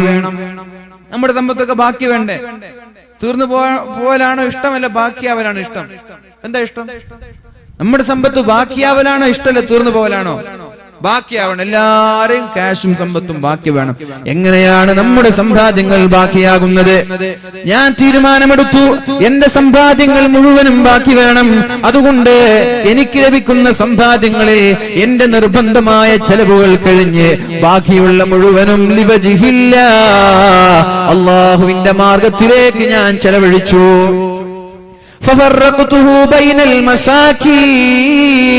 ഞാൻ മുസ്ലിംമാരായ പാവങ്ങളായ ആളുകൾക്ക് ഞാൻ ചെലവഴിച്ചു. ദരിദ്രന്മാരായ ആളുകൾ, വീടില്ലാത്തവർക്ക് വീട് കെട്ടാൻ, കിണറില്ലാത്തവർക്ക് കിണർ കുഴിക്കാൻ, പുസ്തകം വാങ്ങാൻ കഴിയാത്തവർക്ക് അത് വാങ്ങാൻ, പള്ളിയിലേക്ക്, മദ്രസയിലേക്ക്, ഇസ്ലാമിക് സെന്ററിലേക്കൊക്കെ എന്റെ ചെലവ് കഴിഞ്ഞ് ബാക്കിയുള്ളതെല്ലാം ഞാൻ സംഭാവന ചെയ്തു. നിങ്ങളുടെ ചെലവ് കഴിഞ്ഞിട്ട് മതി, നിങ്ങൾ തിന്നാതെ കുടിക്കാതെ കൊടുക്കണമെന്നല്ല. നിങ്ങൾക്ക് വസ്ത്രം, നിങ്ങളുടെ വീട്, നിങ്ങളുടെ ചെലവ് കഴിഞ്ഞിട്ട് ബാക്കിയുള്ളത് കൊടുക്കുക. എന്തിന്? അത് ബാക്കിയാവാൻ വേണ്ടിട്ട്, തീരാൻ വേണ്ടിട്ടല്ല. അതാണ് ബാക്കിയുള്ളത്. ഞാൻ എന്റെ ചെലവ് കഴിഞ്ഞ് ബാക്കിയുള്ളതെല്ലാം ദീനിയായ കാര്യങ്ങൾക്ക് ഞാൻ ചെലവഴിക്കാൻ തുടങ്ങി. കാരണം എന്റെ സമ്പാദ്യങ്ങൾ എനിക്ക് നാളെ അനുഭവിക്കണ്ടേ? ഞാനിവിടെ കഷ്ടപ്പെട്ടത്, ഞാനിവിടെ പ്രയാസപ്പെട്ടത് ഇവിടെ തീർന്നു പോയാൽ അതുകൊണ്ട് എനിക്ക് എന്തുപയോഗമാണുള്ളത്? ഞാൻ ചോര നീരാക്കി, വിയർപ്പ് നീരാക്കി, വർഷങ്ങളോളം പ്രവാസ ലോകത്ത് ഭാര്യയെ കാണാതെ, മക്കളെ കാണാതെ ഒരുപാട് കഷ്ടപ്പെട്ട് അധ്വാനിച്ചുണ്ടാക്കിയത് ദുനിയാവിൽ വെച്ച് തന്നെ തീർന്നു പോയാൽ എന്റെ ജീവിതം നഷ്ടമല്ലയോ? അതുകൊണ്ടതെല്ലാം എനിക്ക് നാളെ ആഖിറത്തിൽ കാണാൻ വേണ്ടി ദീനിയായ കാര്യങ്ങൾക്ക് ഞാൻ ചെലവഴിച്ചു. എനിക്കത് കിട്ടുമെന്നുള്ള വിശ്വാസമുണ്ട്. ഇതൊക്കെ വിജയമന്ത്രങ്ങളാണ്, ഇതൊക്കെ വിജയിക്കാനുള്ള വഴികളാണ്. നാലാമതായി മഹാനായ ഹാത്തിമുൽ അസ്മദങ്ങൾ പറയുന്നത് അന്നീ റഅയ്തു ബഅദൽ ഖൽഖി, ചില ആളുകളെ ഞാൻ കാണാനിടയായി, ചില ആളുകളെ ഞാൻ കാണാനിടയായി. ഓർക്കം വരുന്നുണ്ടോ? ഒന്ന് എണീറ്റിട്ടിരിക്കുക എല്ലാരും. സല്ലു അലാ സയ്യിദിനാ മുഹമ്മദ്, അല്ലാഹുമ്മ സല്ലി അലാ സയ്യിദിനാ മുഹമ്മദിൻ വഅലാ ആലി സയ്യിദിനാ മുഹമ്മദ്, അല്ലാഹുമ്മ സല്ലി അലാ സയ്യിദിനാ മുഹമ്മദിൻ വഅലാ ആലി സയ്യിദിനാ മുഹമ്മദ്, അല്ലാഹുമ്മ സല്ലി അലാ സയ്യിദിനാ മുഹമ്മദിൻ വഅലാ ആലി സയ്യിദിനാ മുഹമ്മദ്. അല്ലാഹു സ്വീകരിക്കട്ടെ. അല്ലാഹു റബ്ബ് സുബ്ഹാനഹു വ തആല ഓരോ സ്വലാത്തിനും ഒരു മലക്കിനെ നിയോഗിച്ച് ഈ വഅല് കഴിഞ്ഞു പോകുമ്പോഴേക്കും ആയിരക്കണക്കിന് മലക്കുകളെ സമ്പാദിക്കാൻ നമ്മൾക്ക് കഴിയണം. ഒരു സ്വലാത്തിന് ഒരു മലക്ക്, ഒരു സ്വലാത്തിന് ഒരു മലക്ക്. അങ്ങനെ നമ്മളൊരു 100 സ്വലാത്ത് വഅലിന്റെ ഇടയിൽ പരിശുദ്ധ റസൂലുള്ളാഹി ഇത് പറയുമ്പോ സല്ലല്ലാഹു അലൈഹി വസല്ലം എന്ന് പറയുമ്പോ അല്ലാഹു ഒരു മലക്കിനെ നിയോഗിക്കുകയാണ്. എന്തിനു വേണ്ടി? ഖിയാമത്ത് നാൾ വരെ നമ്മൾക്ക് വേണ്ടി ഇസ്തിഗ്ഫാർ ചെല്ലാൻ, ഖിയാമത്ത് നാൾ വരെ നമ്മൾക്ക് വേണ്ടി ദുആ ചെയ്യാൻ.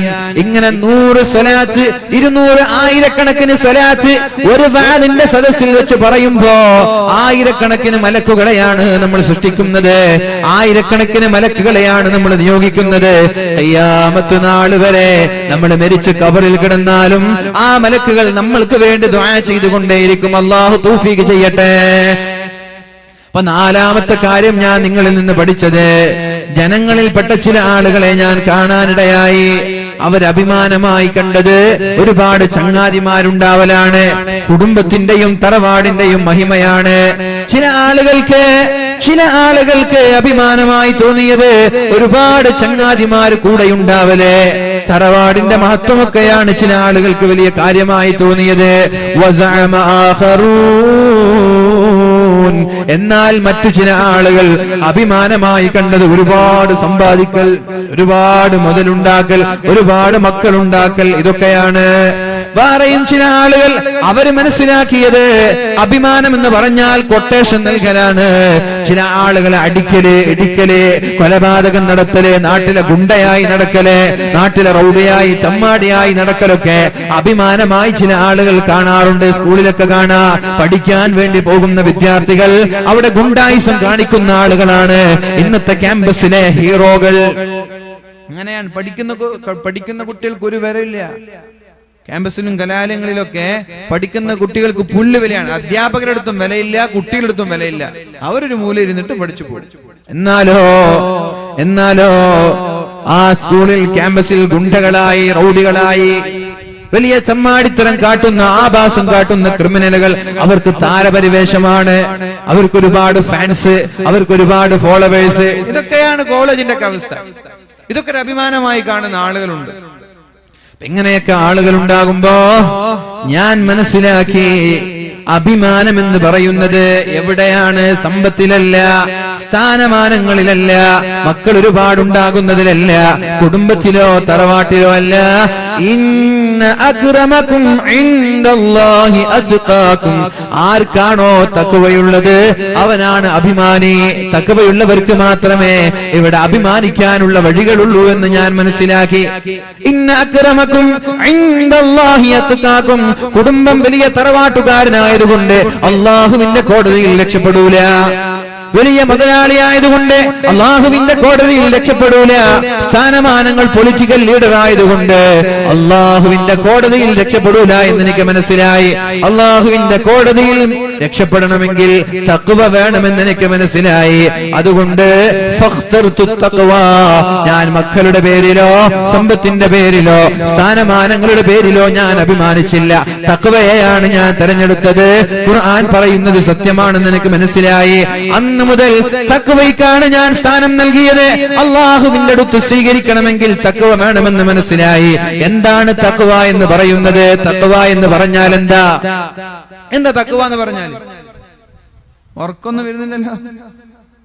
ഉറക്കം വരുന്നുണ്ടോ? തഖ്വ എന്ന് പറഞ്ഞാൽ എന്താ?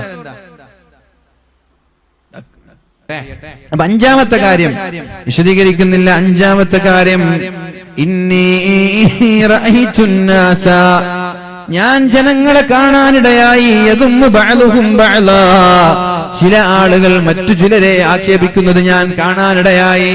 അല്ലേ, നമ്മളെല്ലാരും മറ്റുള്ളവരെ ആക്ഷേപിക്കുന്നതല്ലേ. ഉസ്താദുമാർക്ക് പകരം ഉസ്താദുമാരായിരിക്കും, പിന്നെ മീൻ മാർക്കറ്റിലുള്ള മീൻ കച്ചവടക്കാർക്ക് പകരം മീൻ കച്ചവടക്കാരായിരിക്കും, സ്വർണ്ണ കച്ചവടക്കാർക്ക് സ്വർണ്ണ കച്ചവടമായിരിക്കും. എല്ലാവരും പരസ്പരം പാര.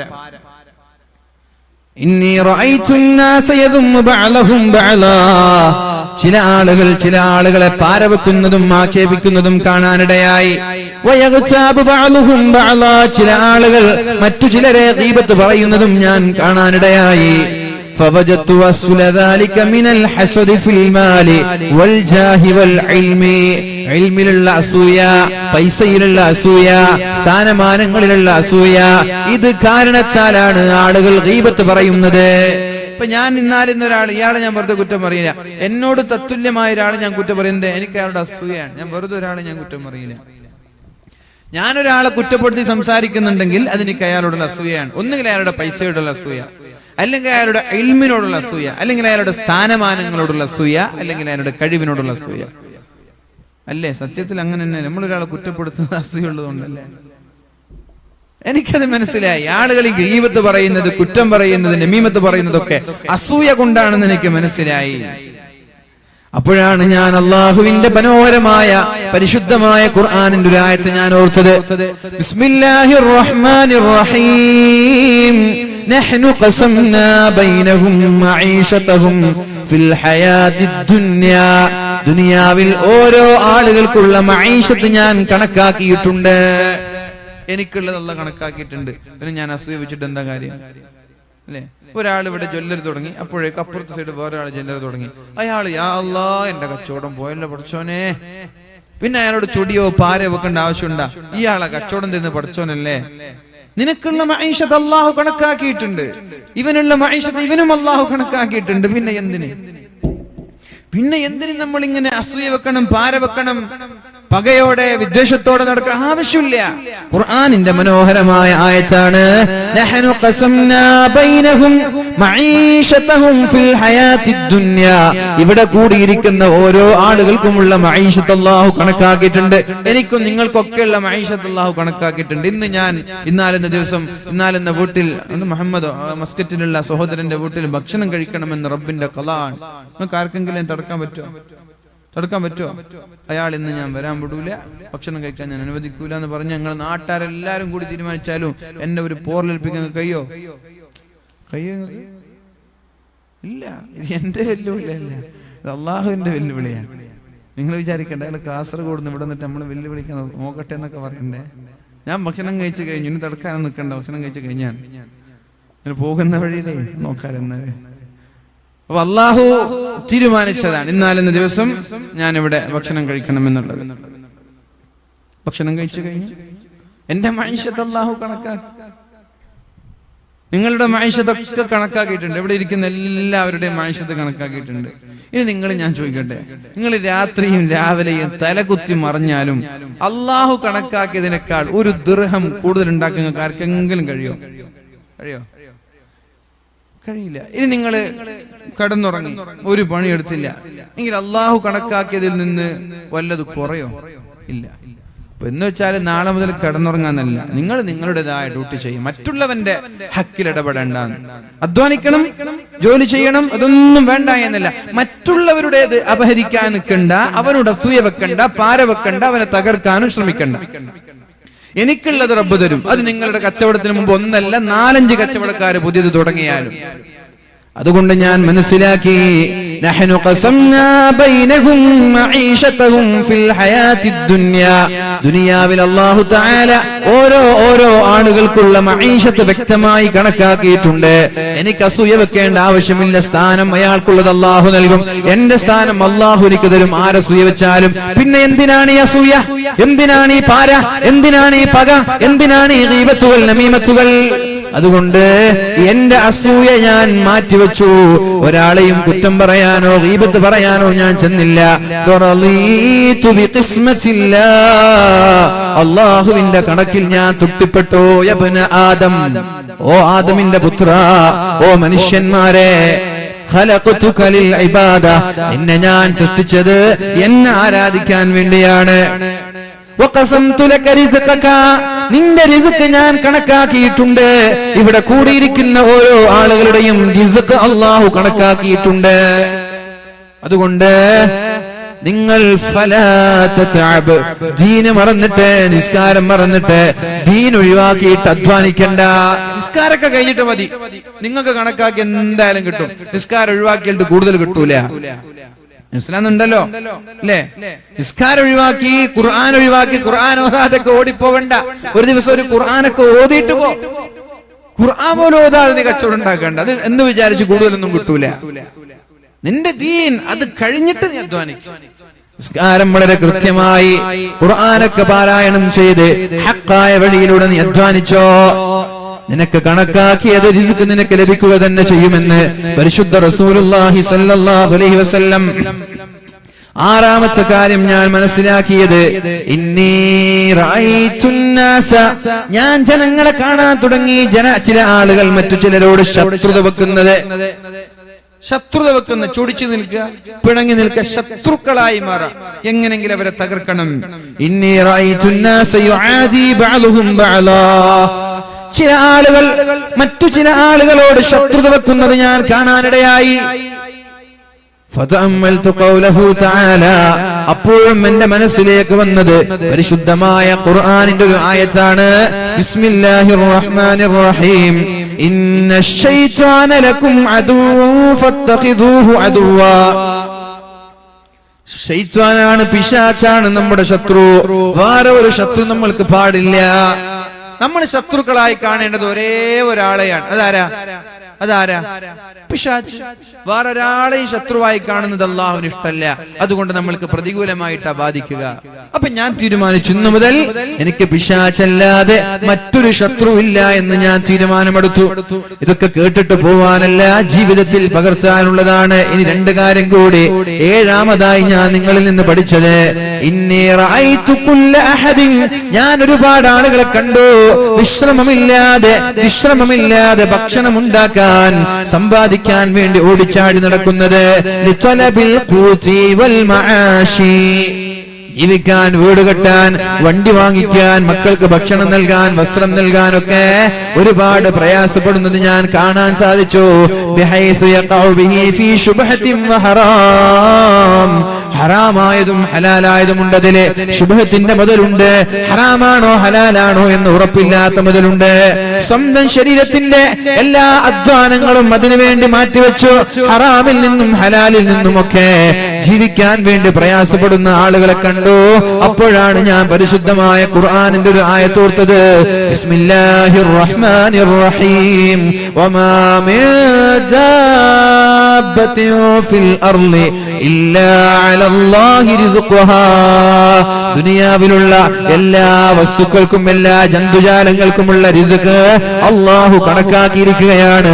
അല്ലാഹു നൽകുമെന്നുള്ള ആയത്ത് എനിക്ക് ഓർമ്മയായി. അപ്പൊ എനിക്ക് മനസ്സിലായി, എന്റെ റിസ്ക് എന്റെ റബ്ബിന്റെ കയ്യിലാണ്. ജനങ്ങളൊക്കെ ഹറാമിലൂടെ ശുഭത്തിന്റെ മുതലേ, ഹറാമിന്റെ മുതലേ അന്യായമായി അപഹരിച്ച് മറ്റുള്ളവരുടെ മുതലേ ഊണും ഉറക്കുമില്ലാതെ കഷ്ടപ്പെട്ടുണ്ടാക്കുന്നത് എനിക്ക് കാണാനിടയായി. ഞാൻ മനസ്സിലാക്കി, അള്ളാഹു ലോകത്തുള്ള എല്ലാ ആളുകൾക്കും അള്ളാഹുവാണ് ഭക്ഷണം നൽകുന്നത്. എന്റെ ഭക്ഷണം എന്റെ റബ്ബിന്റെ കയ്യിലാണെന്ന് ഞാൻ തീരുമാനിച്ചു. എനിക്ക് മനസ്സിലായി. അതുകൊണ്ട് ആവശ്യത്തിനുള്ളത് മാത്രം ഞാൻ അധ്വാനിച്ച് എന്റെ ബാക്കിയുള്ള സമയങ്ങളെല്ലാം ഇബാദത്തിന് വേണ്ടി മാറ്റി വെച്ചു എന്ന് മഹാനായ ഹാത്തിമുൽ അസ്സം റളിയല്ലാഹു അൻഹു. അഥവാ എന്റെ നിസ്കാരങ്ങളൊന്നും നഷ്ടപ്പെടാതെ, എന്റെ ഇബാദത്തൊന്നും നഷ്ടപ്പെടാതെ, എന്റെ ആരാധനകളിൽ കുറവ് വരാതെ അള്ളാഹുവിൽ പൂർണ്ണമായി ബരമേൽപ്പിച്ച് ഞാൻ ഇബാദത്ത് എടുക്കാൻ തുടങ്ങി. എനിക്ക് ആവശ്യമുള്ള തുകകൾ അള്ളാഹു തന്നിട്ടില്ലയോ? അതെ, തുടക്കത്തിൽ പറഞ്ഞത് ഓർമ്മയില്ലേ? ആദ്യം പറഞ്ഞൊരു സംഭവം ഓർമ്മയില്ലേ? ഹജ്ജിന് പോയി ഒന്നുമില്ലാത്ത വീട്ടിലേക്ക് ആ സ്വർണ്ണ നാണയങ്ങൾ വലിച്ചെറിഞ്ഞ് ആ നാട്ടിലെ ഏറ്റവും വലിയ മുതലാളിയായി മാറി. എന്റെ ഇബാദത്തിനൊന്നും ഞാൻ കോട്ടം വരുത്തുകയോ കുറവ് വരുത്തുകയോ ചെയ്തില്ല. എനിക്ക് ആവശ്യമുള്ളത് സമയാസമയങ്ങളിൽ അള്ളാഹു തന്നു. എന്റെ വീട്ടുകാർക്ക് കൊടുത്തു. ഹജ്ജിന് പോകുമ്പോ എനിക്ക് ഹജ്ജിന് പോയി തിരിച്ചു വരാനുള്ള ചെലവും അള്ളാഹു തന്നു. അതുകൊണ്ട് ഈ ഒരു വിശ്വാസം നമ്മൾക്കുണ്ടാവണം. അള്ളാഹുവിനെ ആരാധിച്ച് അള്ളാഹുവിന് ഇബാദത്തിന് പ്രാമുഖ്യം നൽകി ജീവിക്കുന്ന ഒരാളെയും അള്ളാഹു കൈവടിയൂല എന്ന വിശ്വാസം.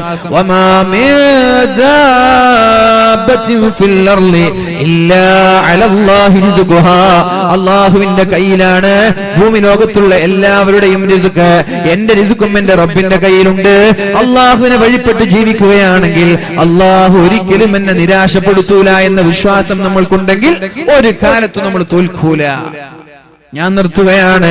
എട്ടാമത്തെ കാര്യം മഹാനായ ഹാത്തിമുൽ അസ്സം റളിയല്ലാഹു അൻഹു പറയുന്നത്, ഇന്നി റഅയ്തു കുല്ല അഹദിൻ മുഅ്തമിദൻ അലാ ശൈഇൻ മഖ്ലൂഖിൻ. എനിക്ക് ജനങ്ങളെ കാണാൻ തുടങ്ങി ഒരാൾ മറ്റൊരാളെ ഡിപെൻഡ് ചെയ്യുന്നത്. ബഅലുഹും അല ദീനാരി വദ്ദർഹമി. ചില ആളുകൾ ദീനാറിനോടും ദുർഹമിനോടും വല്ലാത്ത താല്പര്യമുള്ളവർ. വബഅലുഹും അലൽ മാലി വൽ മുൽക്കി. ചില ആളുകൾ സമ്പാദ്യങ്ങളോട് അധികാരത്തോട് വല്ലാതെ താല്പര്യമുള്ളവർ. വബഅലുഹും അലസ് സ്വനാഅതി. ജോലിയോട് ഡിപെൻഡ് ചെയ്യുന്നത്. മറ്റു ചില ആളുകൾ മറ്റു ചില വ്യക്തികളെ ആശ്രയിക്കുന്നതൊക്കെ എനിക്ക് കാണാനിടയായി. അപ്പോഴാണ് ഞാൻ പരിശുദ്ധമായ അല്ലാഹുവിന്റെ ഖുർആനിൽ ഒരു ആയത്തോർത്തത്. ബിസ്മില്ലാഹിർ റഹ്മാനിർ റഹീം. വമൻ യതവക്കൽ അലല്ലാഹി ഫഹുവ ഹസ്ബുഹു.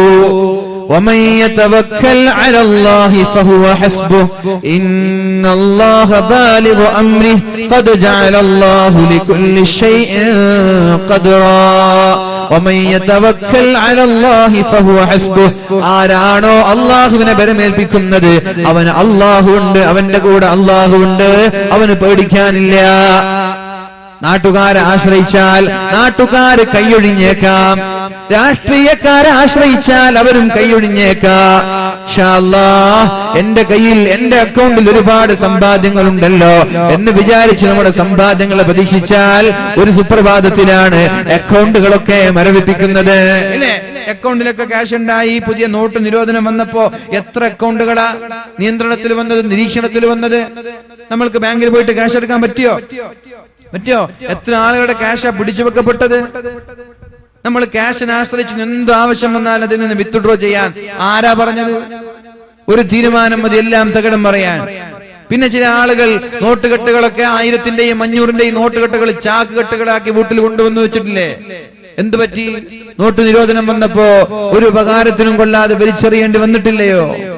അപ്പോ ഞാൻ മനസ്സിലാക്കി, നോട്ടുകെട്ടുകളോടോ അക്കൗണ്ടിലേക്കോ ഒന്നും ഡിപെൻഡ് ചെയ്തിട്ട് കാര്യമില്ല. ചങ്ങാതിമാരെ, രാഷ്ട്രീയക്കാരെ, നാട്ടുകാരെ, കുടുംബക്കാരെ, ഗൾഫുകാരെ ആശ്രയിച്ചിട്ട് കാര്യമില്ല. അള്ളാഹുവിലേക്കാണ് ബരമേൽപ്പിക്കേണ്ടത്. ഒരാൾ അള്ളാഹുവിനെ ബരമേൽപ്പിച്ചാൽ അള്ളാഹു അയാളുടെ കൂടെയുണ്ടാകുമെന്നുള്ള ആയത്ത് എനിക്ക് ഓർമ്മയായി. അന്നു മുതൽ ഞാൻ നാട്ടുകാരെ ആശ്രയിക്കാറില്ല, മുതലാളിമാരെ ആശ്രയിക്കാറില്ല, ഞാൻ രാഷ്ട്രീയക്കാരെ ആശ്രയിക്കാറില്ല, ഞാൻ സമ്പാദ്യങ്ങൾ ആശ്രയിക്കാറില്ല. ഞാൻ എന്റെ എല്ലാ വിഷയങ്ങളും അള്ളാഹുവിലേക്കാണ് ബരമേൽപ്പിക്കുന്നത്. അന്നു മുതൽ എനിക്കൊരു പ്രശ്നവും ഉണ്ടായിട്ടില്ല എന്ന് മഹാനായ ഹാത്തിമുൽ അസ്സം റളിയല്ലാഹു അൻഹു തന്റെ ഉസ്താദായ ശഖീഖുൽ ബൽഖിയോട് പറഞ്ഞപ്പോ ഉസ്താദ് തന്റെ ശിഷ്യനോട് പറയാണ്, വഫഖകല്ലാഹു തആല, അള്ളാഹു നിങ്ങൾക്ക് തൗഫീഖ് നൽകട്ടെ. കാരണം ഇന്നി ഖദ് നദർതു തൗറാത, ഞാൻ തൗറാത്ത് വായിച്ചിട്ടുണ്ട്, വൽ ഇൻജീല, ഇൻജീൽ വായിച്ചിട്ടുണ്ട്, വൽ സബൂറ, സബൂർ വായിച്ചിട്ടുണ്ട്, വൽ ഫുർഖാൻ, പരിശുദ്ധമായ ഖുർആൻ ഞാൻ വായിച്ചിട്ടുണ്ട്. ഫവജത്തുൽ കുതുബൽ അർബഅത തദൂറു അലാ ഹാദിഹിൽ ഫവായിദ് الثമാനി, ഈ 4 കിതാബുകളിലും നിങ്ങൾ ഈ മനസ്സിലാക്കിയ 8 കാര്യങ്ങൾ ഉൾപ്പെടുത്തിയതാണ് എന്ന്. ഞാൻ തൗറാത്തും ഇൻജീലും സബൂറും ഖുർആനും ഞാൻ നോക്കിയപ്പോ നിങ്ങൾ ഈ പഠിച്ച 8 കാര്യങ്ങൾ ഈ 4 കിതാബിലും വേറെ തന്നെ വളരെ വ്യക്തമായി പറഞ്ഞിട്ടുണ്ട്. അതുകൊണ്ട് ഫമൻ അമില ബിഹാ കാന ആമിലൻ ബിഹാദിഹിൽ കുതുബിൽ അർബഅ, ഈ പറഞ്ഞ 8 കാര്യം കൊണ്ട് ജീവിക്കാൻ ആരെങ്കിലും തയ്യാറായാൽ അവർ തൗറാത്തിന്റെ ആളാണ്, ഇൻജീലിന്റെ ആളാണ്, സബൂറിന്റെ ആളാണ്, പരിശുദ്ധമായ ഖുർആനിന്റെ ആളാണ്. അഹ്ലുൽ ഖുർആനി അഹ്ലുല്ലാഹ്, ഖുർആനിന്റെ ആളുകളാ. ആരാണോ ഖുർആനിന്റെ ആളുകൾ അവർ അല്ലാഹുവിന്റെ ആളാണ് എന്ന് മുഹമ്മദുർ റസൂലുള്ളാഹ് ഖുർആനിൽ പറഞ്ഞ വിഷയം. ഈ വിഷയങ്ങൾ ഖുർആനിൽ പറഞ്ഞ വിഷയങ്ങളാണ്.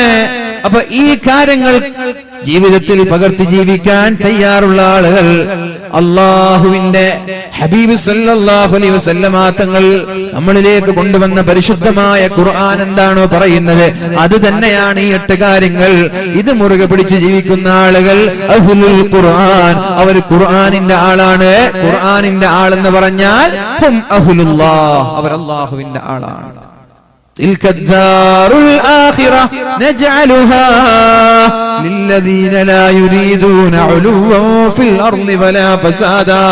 ഈ 8 കാര്യങ്ങൾ ജീവിതത്തിൽ പകർത്തി ആരാണോ ജീവിക്കുന്നത് تلك الدار الآخرة, ആ പാരത്രിക വിജയം ഞാൻ നൽകുന്നത് ഇവർക്കാണ്.